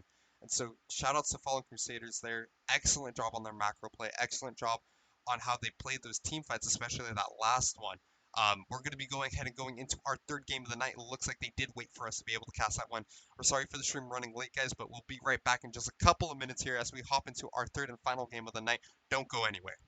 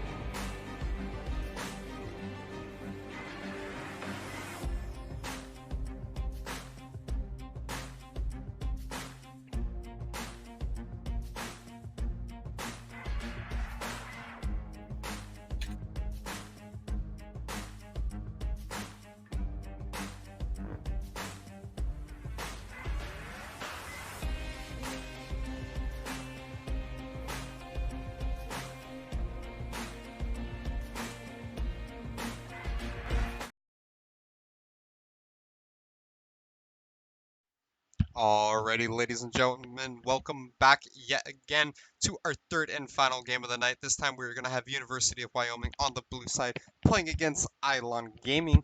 And so hopping straight into pick and ban, we have Shen Karthus versus the Fiddlesticks and Nautilus. Yep, these are definitely the least conventional bands I think we've seen so far, specifically pointing at that Fiddlesticks and the Shen. A little bit of a Karthus as well. So seeing that now, University of Wyoming is going to be first picking that Morgana. Pretty solid support down in the bot lane. That Black Shield, really good at keeping away any kind of errant CC that can make that lane super difficult. And there's a lot on the table still. There's Zyra Khan still available, even though you don't necessarily want to pick that into the Morgana. There's the Mordekaiser as well, which is going to be picked up now for Ilon Gaming. We'll see what they now want to match with that as well. Yeah, and I think the reason the Fiddlesticks is banned away is because University of Wyoming last season had a jungler who went by Wyron, something close to that. Started with a W. I don't remember exactly. I apologize to you if you're in the chat. But I think he probably changed his name, hence why we see Pepegas playing, and he was known for always having his Fiddlesticks banned away from him. They played in the academy last season during season 2, and he was a Fiddlesticks one trick in the jungle. Nobody ever gave it to him. When we did see it, he wrecked face with it. Hence why I think we see that ban coming out. But following up with the rest of the picks, we have the Kai'Sa being picked up alongside the Olaf for Pepegas here. That is going to be difficult to say later. And Caitlyn being the final lock-in by the University of Wyoming for their first phase. Yep, and I really like what Wyoming has kind of done. They've picked probably one of the best bot lanes, that Caitlyn Morgana. So difficult to deal with, so difficult to actually outshove and try to push in. And typically one of the counter picks we would want to see is something like the Zyra that's being hovered, or a Karma as well. Both of those can kind of just do enough damage to burn the Black Shield right away. Looks like Rek'Sai is actually going to be locked in, so that is the jungle matchup secured, but there is no support on the side of Ilon, which means that those are probably going to be seeing a couple of bans if Wyoming wants to go down that route. And after seeing last game, Mordekaiser, typically known as a top lane champion, but we saw him be played in the mid lane last game, to, I would say, a lot of success by the hands of Lord Skippy himself. So, this is kind of a strong flex pick coming out by the side of Ilon Gaming, using this Mordekaiser, most likely going into the top lane, I would say, pretty confident in that idea, but it makes it difficult for University of Wyoming to really try and target ban anyone. Whereas on the other side, if they wanted to target, or I should say it's going to be, they should just going to ban out supports here, but it makes it difficult for University of Wyoming to really know where they're going to be playing against this Mordekaiser. Yeah, and an interesting ban with the Nami. I probably would have expected to see maybe the Zyra banned away, though I guess they do still have a second ban. I don't traditionally think of the Nami as a hard counter pick to something like Morgana, but we'll see what they're going to now ban for their second one. Should be another support ban. The Ahri and the Anivia both banned away. On the other side, there's that Zyra ban. So you could see something like a Karma probably come out here for Ilon. You could see just a very heavy AP poke champion is generally the best way to kind of counter pick against that Morgana. So would expect them to want to try to pick something like that up now and then save their top/mid lane pick for last to get a good matchup for both their solo lanes. Yeah, and with Anivia Ahri being banned away here, it tells me that either Ilon Gaming is playing the Mordekaiser in the mid lane, and they think that those are two really bad matchups for him, or whatever they have planned for this last pick as they lock into Leona for support is something that they have kind of hidden away from mid lane, that they know they want to play with this composition, but hate playing it into those two particular picks as well. So we still have to wait and see where this Mordekaiser is going. Malphite being locked in by University of Wyoming, and they're hovering a Yuumi. I don't think the Yuumi is going to go through. If it does, I would be very surprised. But the Malphite pick in and of itself, very interesting. He has received some changes as of recent, and so being able to play that one, going to be interesting if they assume that the Mordekaiser is going mid and not top lane. Yep, and the Bronzodia comp of the Malphite Oriana is now locked in for the side of Wyoming. Very good, very strong AoE team fight, especially with that Morgana Soul Shackles coming in to boot, and might have a Vel'Koz being picked up here to kind of match that Oriana. I personally am always a really big fan of the Vel'Koz. I think that he's underplayed for how strong he actually can be and fits into almost every single type of team comp around. So pretty much always just able to be plugged and played into that mid lane. And I actually do, kind of going back to that Malphite pick against the Mordekaiser specifically, if Rosero is going the Comet Malphite build with Corrupting Pot and Time Warp Tonic, I think that actually is going to be a really difficult matchup for the Mordekaiser to play into, because the whole point of that Malphite is to just constantly throw out those seismic shards, constantly get that Comet down, and just doing so much poke damage against things that don't necessarily have a ton of great sustain. Yeah, I still don't know how I feel about the Malphite. It looks like they're actually taking it into the jungle. I mean, somebody in Twitch chat was saying that Pepegas is playing this Malphite in the jungle, and I did not believe him. But apparently, it is going to be locked in. His name was Witchell. Thank you, Strathagos, for informing me on that one. I apologize for not knowing his name earlier. But if Strathagos has predicted that this Malphite's going in the jungle, I'm going to take his word on the full AP part as well. And I've played against that monstrosity myself. It sucks having to play against that. And I now fear for this Vel'Koz's life, because he will be the focus of all of Pepega's Yeah, and I you can correct me if I'm wrong, but I'm pretty sure the AP Malphite jungle build, I've only seen like a little bit of it before. It's you take Predator and you just rush CDR so that you have a ton of CDR. You'll always have your ultimate up for any kind of a gank, and with that Predator, you'll just do a ton of damage when you actually try to go in and combo. So with something like the Oriana, you do have a really good chance. And actually swapping around, putting the Olaf in top lane, I would not be surprised if there's a level 1 solo kill for this Olaf. I've played Olaf top into almost every single matchup before, and it is just absolutely disgusting how much damage if you take Conqueror early on. It's almost impossible to actually fight at level 1, and most people don't really expect you to just kind of throw your axe and just go all in at that level 1 in the top lane, because you're just kind of expecting, oh, you'll just poke it out and you won't actually fight. But yeah, this is a bit of a switch up, but still pretty interesting to see how it's actually going to be played out and executed. Well, there's a ton of interactions here for Zero on that Olaf in the top lane that make the Mordekaiser v Olaf Mordekaiser v Olaf 1v1 very interesting. But we're gonna go ahead and take a quick, small 1 to 2 minute delay break here as we wait for the rest of the spectator delay to finish up. Don't go anywhere, ladies and gentlemen. We'll be right back in just about a minute with the third and final game of the night. We'll see you guys soon.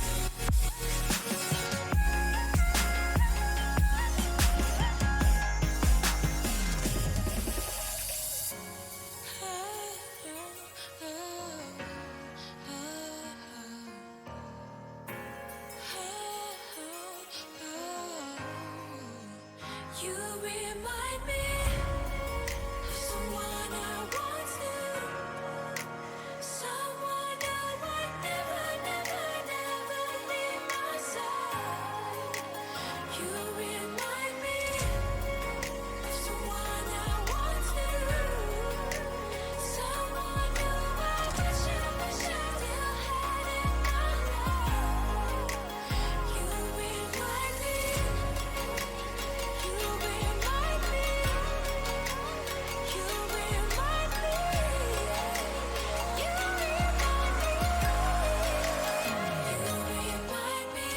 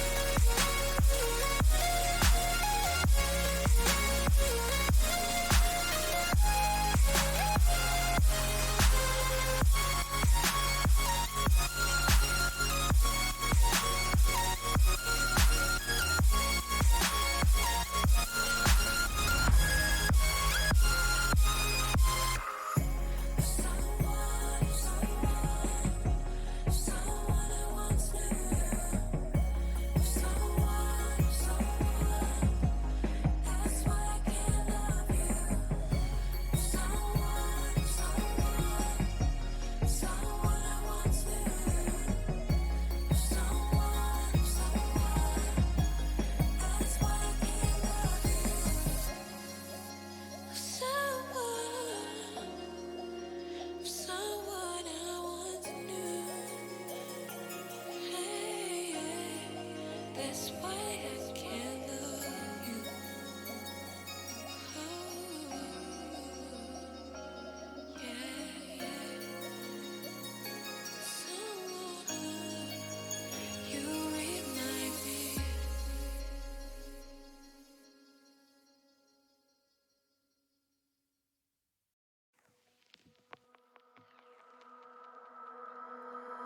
All I can hear is your voice in my head,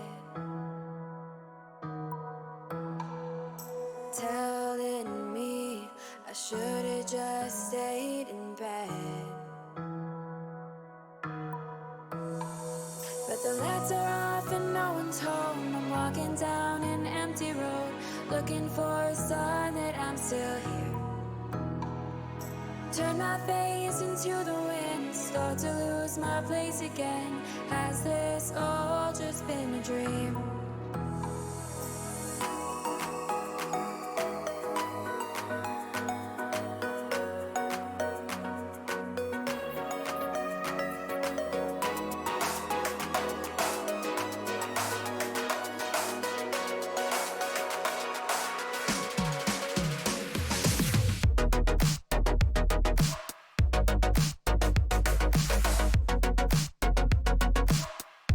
First time that I'm still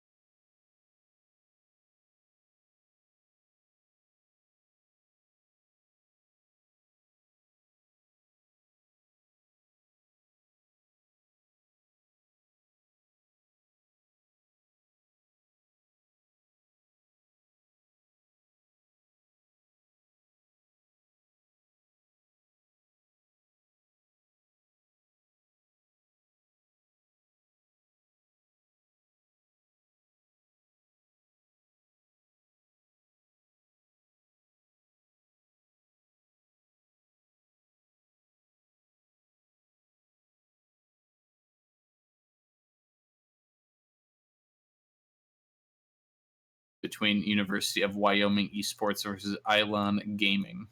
Absolutely. And I'll use this last minute because we had such a delay to kind of talk a little bit about the team compositions. Of course, there's the obvious, the clickbait, the Malphite Orianna, the classic of all classic Bronze Zodiac compositions, as you called it in the previous Champion Select. You Malphite an Unstoppable Force into the Command Shockwave. You decimate the entire team and you call it a day.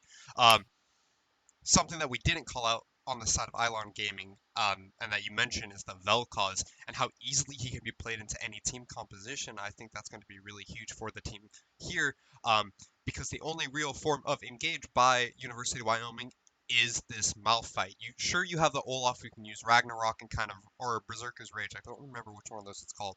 But use the ultimate to run into the backline and try and get onto somebody. But the only legitimate form of gap closing to be used for engage is the Unstoppable Force. So if Vel'Koz is not part of that initial, shockwave combo, he can easily just throw out his entire combination of spells and, disintegration rate the backline of Caitlyn, Morgana, Orianna, and absolutely decimate these team fights if they do not get their damage onto this Vel'Koz at the start of the fight.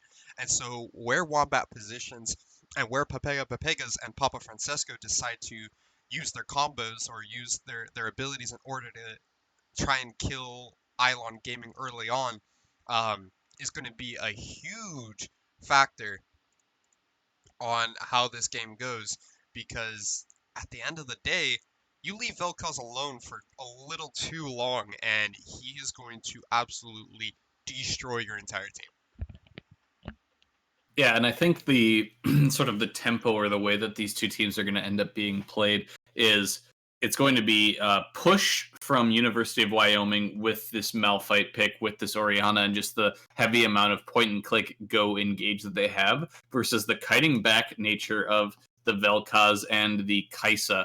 I don't think that the Leona is actually going to probably try to go in as often as she realistically could. I think a lot of her kit is going to be used to help peel for the backline, because if they're able to get the Malphite and get the Orianna combo to not go off successfully, there's actually not a lot of extra that they have in the tank, so they're very reliant on actually hitting that to kind of start off their whole damage chain that they have.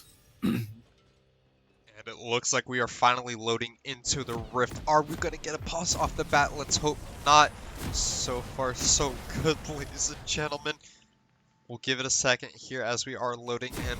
But I guess in the meantime, they have run out of the fountain. There are no pauses yet. So on the blue side, we have, for our final game of the night, thank you for sticking with us, the University of Wyoming on the blue side. Rosero playing Olaf in the top lane. Pepegas with his Malphite jungle. Papa Francisco playing a classic Orianna mid. And Palmgo and Momgang plays on the bot side with, again, a classic Caitlyn Morgana combination.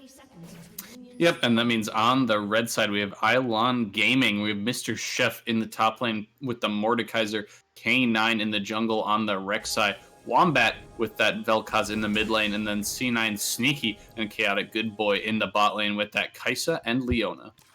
C9 5 Niki, my man. He's trying to play up our boy Sneaky. If you guys haven't seen it yet, he also has a new cosplay, I think, that came out just a day or two ago.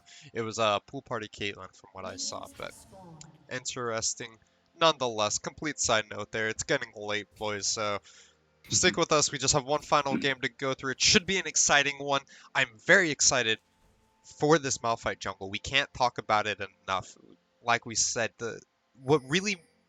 something I want to talk about in particular with this pick, and something that has made it a little bit more prevalent than we've ever really seen before, was a buff they gave him a little while back where they changed how his W works. It now has a very Titanic Hydra proc to it.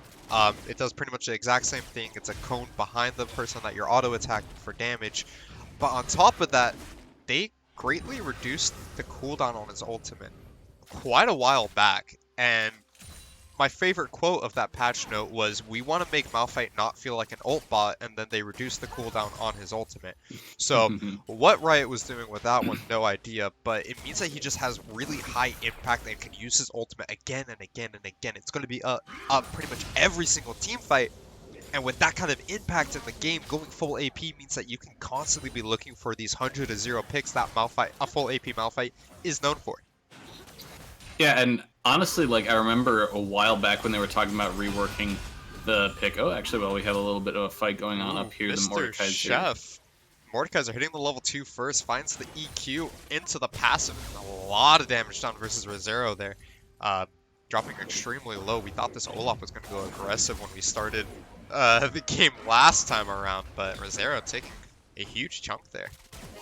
Yeah, and I actually think the Olaf should have gone a little bit more aggressive. I feel like as soon as you land the axe and you have this corrupting potion ticking, you don't really lose a trade against the Mordekaiser, but if you're not the aggressive one to actually go for it, like even right now, this Olaf should still win this 1v1 here. Even right now, he's taking this grade so aggressively, but that is level 3 for the Mordekaiser, which means he's going to get the shield there. But on the mid lane, K9 is going to be jumping onto Papa Francesco. He does still have his flash available. That is going to be the Vel'Koz Q landing barrier force out of the Orianna as the Vel'Koz passive dropping her extremely low. And that is going to be a lot happening around the map, but Pepegas is not done either. He said, if you gank, I can gank better. He's coming up on top lane. Mr. Chef uses the E, does not land on anyone. He flashes away. That is going to be a flash from Pepegas as Rosero picks up the first blood. Double flash coming out for the first kill. Excellently done there by the side of University of Wyoming. Yeah, and honestly, Rosero, if he had gone in on that level 1 instead of waiting till like level 2 or 3, he would have definitely been able to just out-damage the Mordekaiser simply because he wouldn't have that shield to keep himself almost from winning that 1v1. But really good on Pepega to actually come up on that Malphite and secure himself the kill, plus getting the flash and the teleport out of this Mordekaiser. So he is definitely very exposed now to any kind of play that this Olaf wants to go for. Yeah, and I think we saw it in the Season 2 finals games, actually, the Olaf versus Mordekaiser matchup, and something I wanted to talk about during the initial version of this game was this Olaf versus Mordekaiser matchup, and the reason it's so heavily Olaf favored is because he does so much damage when you drop him low, and a lot of Mordekaiser's burst damage is very, very upfront, and from there he likes to kind of DPS you down, but he gets the initial EQ into the passive, and that's where a lot of his burst damage comes in from, and you're afraid to fight him. But Olaf isn't. Olaf is never afraid of that, but hold on a second. Chaotic Good Boy goes in using the E. Black Shield does come down, keeping Palm Goat safe. As K9 tried to come over the wall, but was just a little bit late on the follow-up initiation there. So Palm Goat gets out safe there. No Summoner's Blown. Yep, and he's coming back again, sweeping out the river bush that was warded previously. So bot lane of Wyoming will just back off a little bit there. Don't want to go too aggressive. But yeah, like in this top lane matchup, like you have to win early as the Olaf, because in jungle you don't fall off nearly as hard as you do in top lane, simply because you're a decent split pusher, but as soon as you try to join a fight or something, you're just not very strong unless you've built a little bit tanky. But at that point, if you're tanky, you just don't do a lot of damage. So it's kind of like a catch-22 for the Olaf when he wants to go for a nice binding. A really good binding coming out by Mom Gang Please there. Took a lot of damage, and I haven't noticed where this damage came from, but C9 Sneaky dropping extremely low, but Papa Francesco is going to take that Disintegration Ray straight up there, and he's going to be falling down to an excellent combo by Wombat. First blood, or first kill for Ylon Gaming going over in the mid lane in favor of Wombat. Yep, and that's just Vel'Koz doing so much damage early on. As soon as he hit 6, Orianna was still dropped pretty low previously from that gank, so it was just very difficult for her. Ooh, nice little pullback right what there, an actually. Unfortunate pullback there as Rosero took turret aggro, then was immediately pulled back into the turret. So he takes the turret shot, but he keeps himself safe. Yep, and I expect both of the junglers to come up here even more now that level 6s have been had, and they are about to hit that level 6 for themselves, because neither of them have flash. Mordekaiser has the ability to kind of trap him in there. Excellent spell shield. Chaotic Good Boy taking a lot of damage here. No traps placed down, which means he's able to just walk right out. The binding did not go out either, but time and again, Mom King Police is doing an excellent job with these black shields, almost foreseeing when the Zenith Blade is going to come out and using the black shields a tad bit early to prevent the roof from coming down. And so Chaotic Good Boy is having a very hard time in this matchup, as we were mentioning that it is going to be on the Leona to try and win this lane. Yep, and until you get that level 6, that combo that you were talking about just really isn't possible. You've seen every single time she tries to go in, just constantly black shielded and then just has to run away, taking auto attack damage. So we'll see if that changes once Chaotic Good Boy hits that level 6 and maybe can try to focus down and burst the Morgana with the assistance of Kai'Sa just kind of jumping in as well. But it definitely will be difficult. Mordekaiser up in this top lane, already down 20 CS and just going to be constantly pushed underneath his tower, getting poked over and over by these undertows. Just so difficult for him to deal with. Zero finally starting to find his tempo in this laning phase. We're saying that he needs to go aggressive level 1 or 2. He finally is able to do that after being donated First Blood by Pepega. Pepega's such a difficult name to say, but on the bot side of the map, we see the tempo also in favor. Oh, there's the Malphite ultimate. He came up through the lane, and it does not matter. Whew. The immediate unstoppable force. K9 is coming in though. He finds a knockup onto Mom being pleased. He's going to use the ultimate to pick up the double kill onto the Malphite here. Caitlyn still has the ace on the hole available, but does not look like it's going to pick up the kills. Amazing shockwave stops Wombat's ultimate there, but it will not be enough as Rosero on the top side of the map flashes forward and uses the devastating strike to pick up the kill for himself. Yep, and that is what we were expecting from that Olaf matchup. Actually, Kai'Sa with level 6, she could go for this as soon as she hits the blast plant. Use the teleport into the Unrelenting Hunt, I believe is the name of that ability. Has to flash forward to try and pick up the kill there, but it's not able to get it. As Palmgo having to use the flash to keep himself safe as well. So summoners across the board, down on both AD carries here. With so much action going on across the map. Yeah, and trading flash for flash on the AD carries isn't terrible because that Kai'Sa just has the natural mobility of her killer instinct as she goes through. So anytime the Leona wants to go for some kind of an engage, she can quickly follow up, and that Caitlyn is just going to be a little bit out left to dry. We'll see, though. It was a little bit strange that Pepegas was able to just so easily walk through the lane and land an ultimate and then just get that double kill. Nicely followed up by K9 to sort of be there for the counter gank and to clean up the rest of those kills, but it did seem a little comical how he just kind of walked under their tower and got both of those kills. Yeah, I was absolutely not prepared for that whatsoever. I didn't see him enter that bush initially, and just how fast he was ready to do it surprised everyone in this game, I presume, including the bot lane of Ilon Gaming, hence why they died out of the blue. So here we see, again, more trading going on the top line. Rosero this time finally doing that aggressive undertow trading we were hoping from him out of level 1. And now going on to the bot side though, Palmgo backing out, getting a lot of harass damage onto the bot line of Ilon Gaming. And so far the tempo of this game is heavily in favor of the University of Wyoming. Yep, those X's just continuing to pile on the poke damage up in that top lane, making it very difficult. And I feel like the one thing that we haven't really talked about... Oh, Malphite ult going in. One more time, we see Pepega's going in, uses the Malphite ultimate, but this time K9 in the mid lane. And once again, the Disintegration Ray is used in order to delete Papa Francesco. And man, this Orianna is not having a good time, but nor is Kai'Sa. Yeah, and in this mid lane, we actually haven't really talked about it that much, to be honest. The Vel'Koz is slowly really starting to power up, almost has his Ludens completely built up. Probably will pretty soon when he wants to go back. But, you know, 2 solo kills followed up by the kill with the gank assist from K9. This Vel'Koz is just pretty manhandling this lane, almost a 30 CS up. And Rek'Sai is up in the top lane yet again. Probably going to have to pop. Oh, actually does get the knock up there. Yeah, that's going to be K9 going in, but he's going to be dropping extremely low. Has to use the ultimate in order to keep himself safe. And that's also going to pick up the kill and return onto Rosero. A little sketchy by the side of Ilon Gaming, but they are able to pick up the kill for themselves there. Mordekaiser getting some of that pressure relieved, but unfortunately he cannot get anything off the back of that as he is forced to back. Pepega is showing up on the top side, meaning that he cannot look to push the wave, cannot look to get any kind of turret plating out of that play. And once again, Papa Francesco getting jumped on, double ultimates blown in the mid lane, and he is dead in a heartbeat. There is no way to retaliate against that, especially when you do not have your flash available. Kai'Sa ultimate, Leona ultimate into the Kai'Sa ultimate means you are just going to die. Yep, and they had already burned that Orianna flash from the jungle fight before, where Leona just kind of tossed that one out. Pepega's in return, flash ultimate for himself, is able to find his way onto the Kai'Sa. Once again, Wombat this time uses his Disintegration Ray in order to pick up a kill onto the Morgana.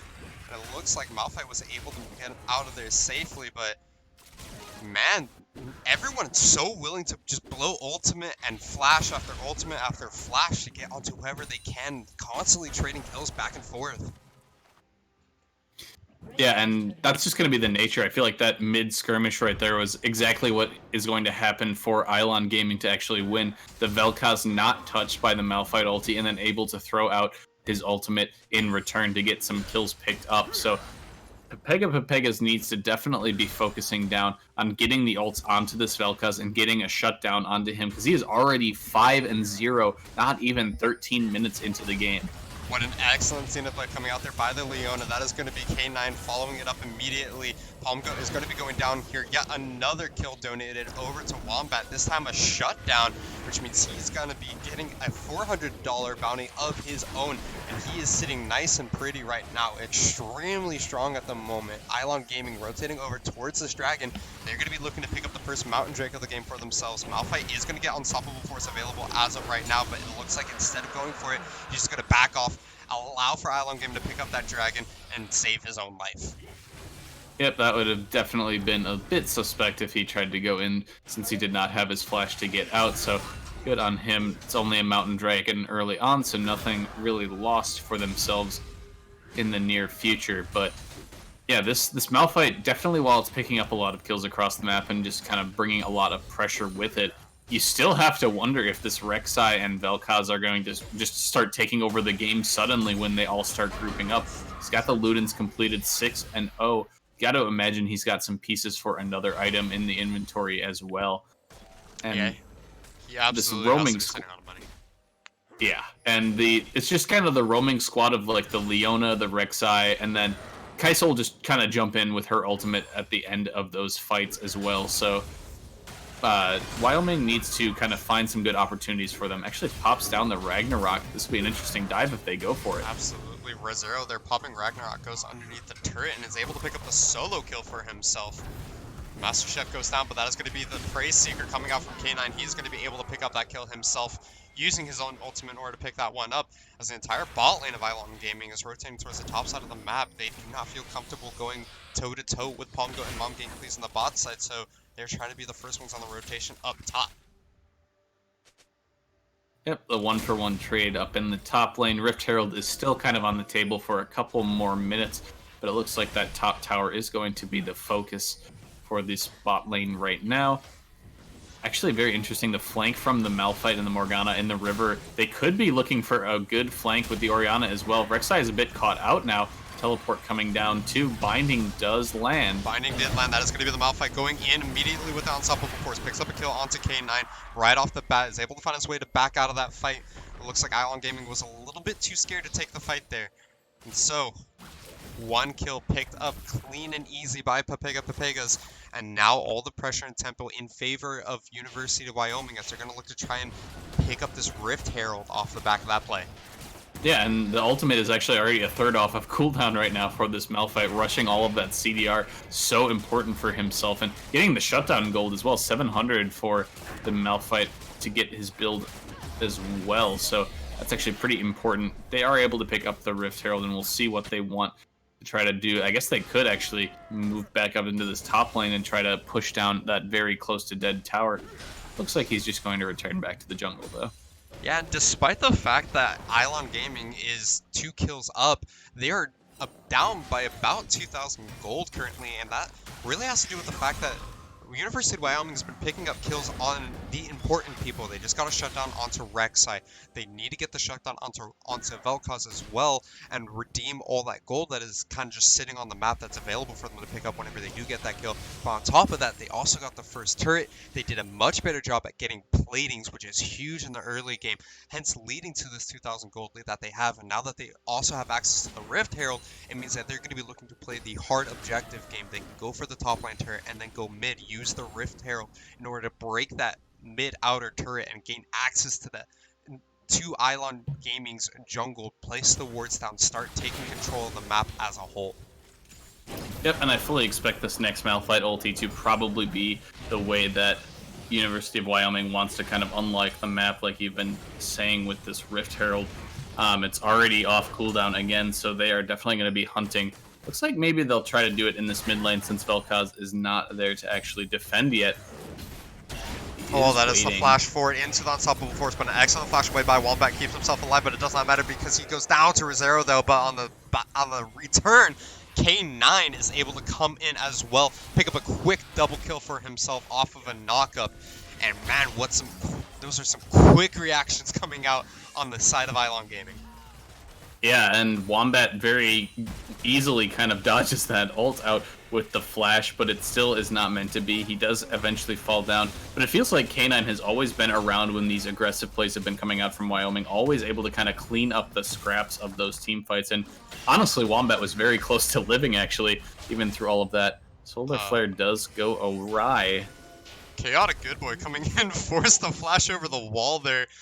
Quite a botched turret dive it looked like. I'm sure they were trying to do the Solar Flare into the Killer Instinct, but they were just not able to land the stun there, so no CC means no entrance for the Kai'Sa.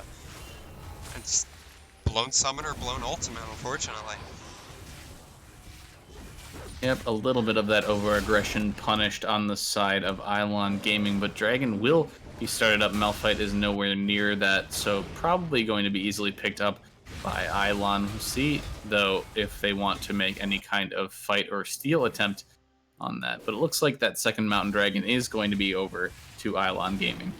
Yeah, 2 Mountain Drakes. Well, not necessarily the strongest dragon at the moment, is something to be afraid of, because if Ilon Gaming is ever able to find their way onto this Baron, especially considering that they are running Vel'Koz and Kai'Sa, that Baron is going to melt so ridiculously fast. The percentage health damage that you get, plus the double Mountain Drake. But hold on, that is going to be Wombat and immediately ulted. He's going to be going down to Palm Goat there. That is the Vel'Koz, the Fed AP carry in the mid lane dropping down. Chaotic Good Boy is going to be following in suit briefly afterwards. And again, we see Pepega's just using Unstoppable Force time and time again. He's just using that thing off cooldown. And we're mentioning the CDR rush, and he is using it to its full advantage. Yep, and he looks like he's going for that Zhonya second, so once he goes in, uses his full rotation, he can just kind of go invulnerable to keep himself alive. And Wombat absolutely needs to be rushing a Banshee's Veil right now if he wants to be able to kind of survive this burst. That's definitely the easiest way to counter out a Malphite as an AP mid laner.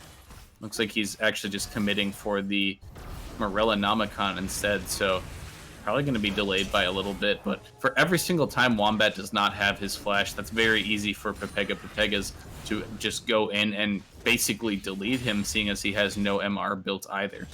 Yeah, and we should note that Pepega's already has his ultimate back. It is up once again. I would not be surprised if this man is running Ultimate Hunter in his runes. We know that he is going down the Domination tree. That is a very likely choice that he is going for, which means this full AP Malphite is going to be constantly looking for Unstoppable Force engages, and it is a disgusting amount of damage with the AP ratio it has as well. So until Wombat either picks up a Zhonya's or picks up a Banshee's Veil, or more likely maybe even both, he is going to be the focus of Pepega's ultimate in almost every situation where they're on the same screen as each other. Yeah, and I know we've been talking a lot about just Wombat's itemization, but at the same time, if you're Ilon Gaming, you have a really strong 5v5 right now. Your Kai'Sa is pretty decently strong, already has that Stormrazor building towards the Guinsoo's next, even though she is a little bit behind on that Caitlyn. The Rek'Sai especially just having so much damage, already has a Hex Drinker and Merc Treads built for that Malphite damage. And you got the Mordekaiser, who can easily just trap somebody in the Death Realm. So if they need to just start grouping up and actually looking for picks. This Malphite is very, very squishy, even though he does have that Zhonya's completed.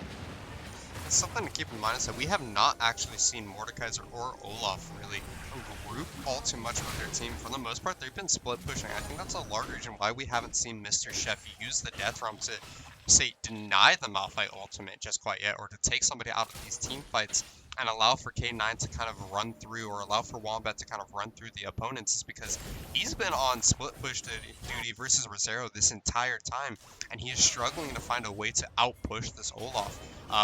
5-3-0 Rezero's 5-3 and 0 Rezero is definitely ahead of this Mordekaiser, and so he has the tempo in those side lane split pushes. So if he says you're gonna lane against me and me only, that means that Mr. Chef is laning against him and him only. Yeah, and obviously the Death Realm not able to be used when Olaf has that Ragnarok already. So effectively just hey, I'm going to point my mace at you and nothing's going to happen kind of a thing. So always going to have to hold that cooldown. But as we're seeing right now, just Baron Vision trying to be fought over in this top side of the jungle. And University of Wyoming actually kind of creeping themselves up to almost a 4K gold lead from last time we checked in. It was a lot closer than that. Yeah, I mean, they were sitting at a 2,000 gold lead for quite a while there, but just time after time, they're finding these engages, finding these picks in particular with Pepega's ultimates, and so he's doing an excellent job at really using this AP Malphite jungle. He does have the completed Zhonya's. He's also one of those players that built a stopwatch secondary so he can get the double invulnerability, or stasis, I should say. So we'll have to see how he's able to use that to really stall out team fights once he's able to make the pick that he needs using the unstoppable force. I absolutely love the double stopwatch Zhonya's tactic. It's always so fun to just watch them think that the Zhonya's is over, and then all of a sudden you've got another 2.5 seconds for yourself there. So definitely would be very useful against such a heavy CC combo for himself, which is also very squishy. But kind of feels like the game has actually stalled out a little bit. The tempo was in the favor of University of Wyoming just because they were constantly using that Malphite ult to just find people out of position, but they really haven't had any opportunity with the Baron not really being takeable by other team and Dragon being down. There hasn't really been any draw for Ilon Gaming to actually come out and stop farming. Yeah, and that's something that you really got to watch out for, is that sure, you have the Malphite ultimate in order to make picks to get yourself some kind of objective play, but until Pepega makes that play, the rest of the team doesn't have a whole lot going for them. Sure, you can siege with the Caitlyn Morgana. You have Olaf that's kind of winning the 1v1 on the side lanes, but really most of their plays have been around the unstoppable force. Shockwave used by Papa Francisco there, K9. Not going to get stunned by it, not taking too much damage, but as Mr. Chef going to get engaged on, Zero picks up the first kill of the team fight. K9 jumps onto the backline using his ultimate, but that is going to be a double kill for the Olaf as Papa Francesco is able to pick up a kill for himself, and suddenly what looked like a thrown away Shockwave results in 3 kills going in favor of Wyoming, the University of Wyoming, and only Wombat and Cloud9 Sneaky are going to be walking away from that one. Yeah, and honestly, the double zone, it looked like the double zone is right there from the Morgana, and the Malphite actually just negated so much of that Vel'Koz ulti. It was really well lined up on the majority of the team, but just wasn't really doing any damage because the stasis lasted about as long as that ultimate did. So that's basically their one fight until the Morgana gets a Zhonya's as well, where they'll be able to pull that off. But I was definitely expecting that to be a little bit closer than that, but just well played on the side using the cooldowns for the University of Wyoming. Yeah, and on top of that, I'm intrigued on Ilon Gaming going for the mid lane inhibitor turret here rather than just taking the Baron. You took the fight around the Baron pit. You have, you know, K9's dead. There's no jungler. You have everyone there. You can just take that fight. You know Wombat doesn't have the ultimate, but hold on. There's the combo we've been looking for. Unstoppable Force into the Shockwave. K9 is going to get picked up here. That is the binding, picking him up clean, simple, and easy, just like that. Teleport by Rosero here means that, once again, the 5-man of the University of Wyoming is around this Baron pit. They may be looking to actually start it up this time, but if Ilon Gaming has anything to say about this, they've run over here. They know what the plan is by University of Wyoming. They're going to force them off by the sheer presence of them being there. They don't have a jungler, but they are so afraid to take this fight. Flash forward from Mr. Chef means that he's going to get the pull onto the Caitlyn, but he's dropping extremely low. Rosero flashes forward, is able to pick up the kill for himself. He uses the Ragnarok. He finds his way onto Wombat. That's going to be a quick kill picked up by Palmgo. This time he is running through. Mom Gang please flashes forward in order to get the soul shackles down, and he sacrifices his life, but is able to get the ace for his team. Well, if that's not the option to go for Baron, then I don't know what else is. Getting that 5-for-1 ace right there. It was a very strange turn of events. I felt like Ilon really just kind of forced themselves into that position. Mr. Chef flashing forward to try to get that Death's Grasp onto Caitlyn, which was really nicely black shielded. And then after that, they kind of just collapsed one after the other. Nothing could really stop Rosero from just running rampant through the backline. And to be completely honest, there was no way that University of Wyoming was actually going to be able to do that Baron. We already saw they tanked about like 3 seconds of Baron, and Malphite was already down to half HP. There was just no way without the Olaf present that they were going to be able to do that. And kind of just walked right into University of Wyoming. And it just seemed like a really miscommunication by everyone on Ilon Gaming. Everyone was backing off, and suddenly Mr. Chef flashes for it, gets the pull onto Palm Goat. Sure, congratulations, but you just threw your life away. Now you're picked, and suddenly you have Wombat and Sneaky who are like, well, maybe we should help him out. So they try to turn around. They get engaged on by Rosero, who comes running up to them. He pops Ragnarok and just runs through them. You can't see that. So Wombat dies right off the bat. Now you have just Chaotic Good Boy and Cloud9 Sneaky left, and of course they're not going to be able to do anything there because it's 2v5. So a lot of miscommunication, taking a fight that they honestly should have just said, hey, they backed off Baron, we're good here, we'll back out. And trying to force it, and it really backfired on them. Excellent binding coming out though. That's going to be a lot of damage, and just like that, Kaisa goes down. Palm Goat putting the trap clean and easy. That's how the combo goes. You're now down at 80 carry, which means this inhibitor turret siege is going to absolutely work out for the side of University of Wyoming here.